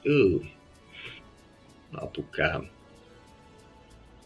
Most derült ki, hogy nem állt meg Waldrose-nál a büdös disznaja. Akkor az ott nincsen megcsinálva, azt mindjárt megcsinálom. Itt egyébként ilyen borzasztó nagy hegyek vannak, amiket mind át kellett hidalni. De megállt Waldrose-nál, mert ez már a Charlington. Eléggé angolos megnevezéseket kaptak.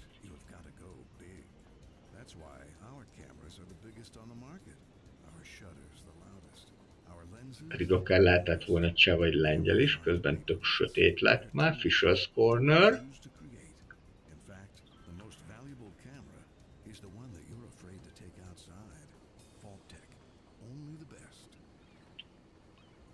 Itt majd mindenképpen ez a Cornettennek az északi része, majd egy nagyobb bevásárlóközpontot tervezek.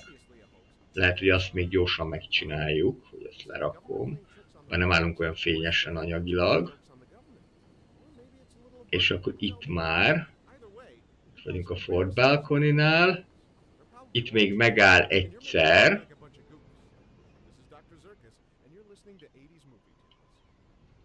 A tengerparti erőd miatt, és akkor egészen kimegy a kikötőig.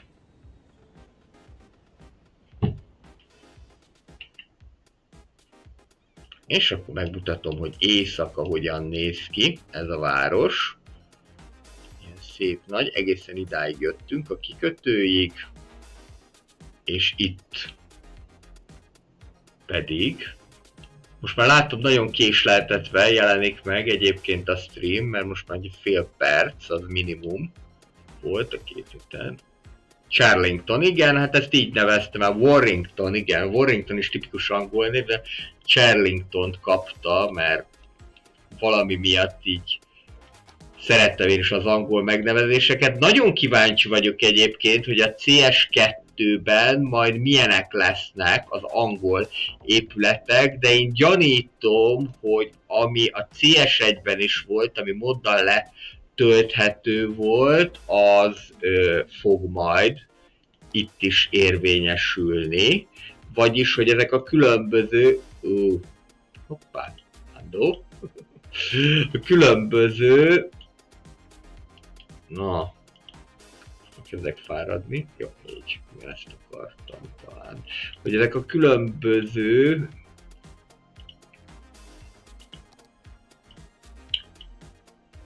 Mindjárt kinyögöm.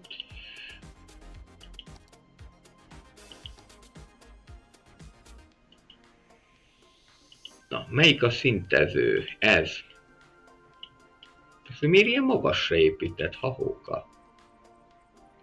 Szóval ugye a különböző kertes házak fognak inkább. Mert azt látom egyébként, hogy ezzel úgy gondolkodnak szerintem, hogy most például kaptunk mix rezidentálokat, meg nagyobb épületet, de a német csomagban már megint másfajta épületek lesznek, már úgy értem, hogy másfajta típusú épületek, és így tovább. Gondolom, hogy az amerikaiban lesznek inkább a nagyobb felhőkarcolók, meg irodák, de aztán lehet, hogy tök függetlenül dolgoztak egymástól a csapatok, és csak az volt a lényeg, hogy mindenki minden szebbet csináljon. Az is egy jó dolog egyébként. Na, lerakjuk ezt a nagy bevásárló központot, és akkor szerintem el is engedjük a mai streamet. Van még nagyon sok épület, amit meg lehetett volna építeni, de hát mindent nem lehet.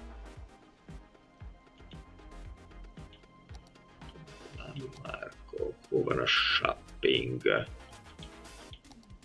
Itt van a shopping, igen. Igen, ez a hatalmas nagy, ez nem is fog feltétlenül ide férni. Szerintem. Bár, hát ha nagyon akarom, akkor igen. Csak hinni kell benne. Közben kivilágosodott.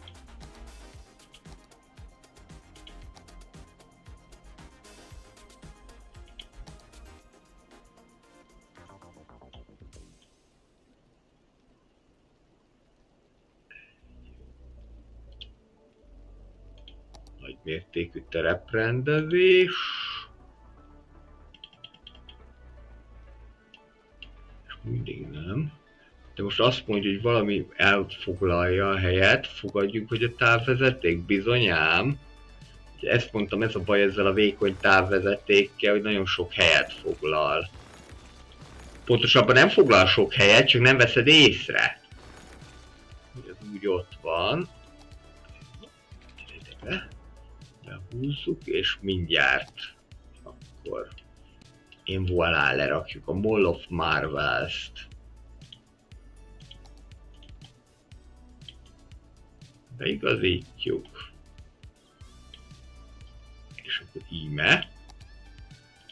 Westbalcony legnagyobb, eddigi legnagyobb bevásárlóközpontja.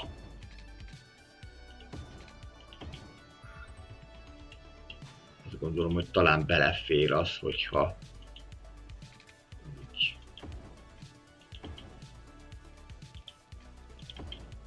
You're very welcome, and I also wait for my next stream also in the Twitch too. Thank you very much mindenkinek. Köszönöm szépen, hogy részt vettetek, köszönöm szépen, hogy együtt ünnepelhettük ezt az első évfordulót. Én ezzel megköszönöm a szíves figyelmeteket. A héten már nem láthattok újabb tartalmat, mert úgy gondoltam, hogy ez most bőséges volt és kimerítő. Úgyhogy pénteken most nem lesz Age of Mythology Retold, hanem majd csak a jövő héten. Legközelebb hétfői nap találkozunk a City Skylines 2 újabb részével, ahol majd fogunk építeni francia épületeket is, de még jövök egy külön francia tartalommal is. Mindenkinek kellemes hetet, hétvégét kívánok, pihenjétek ki magatokat, 3 napos szünet jön, sziasztok! És rá is mentünk.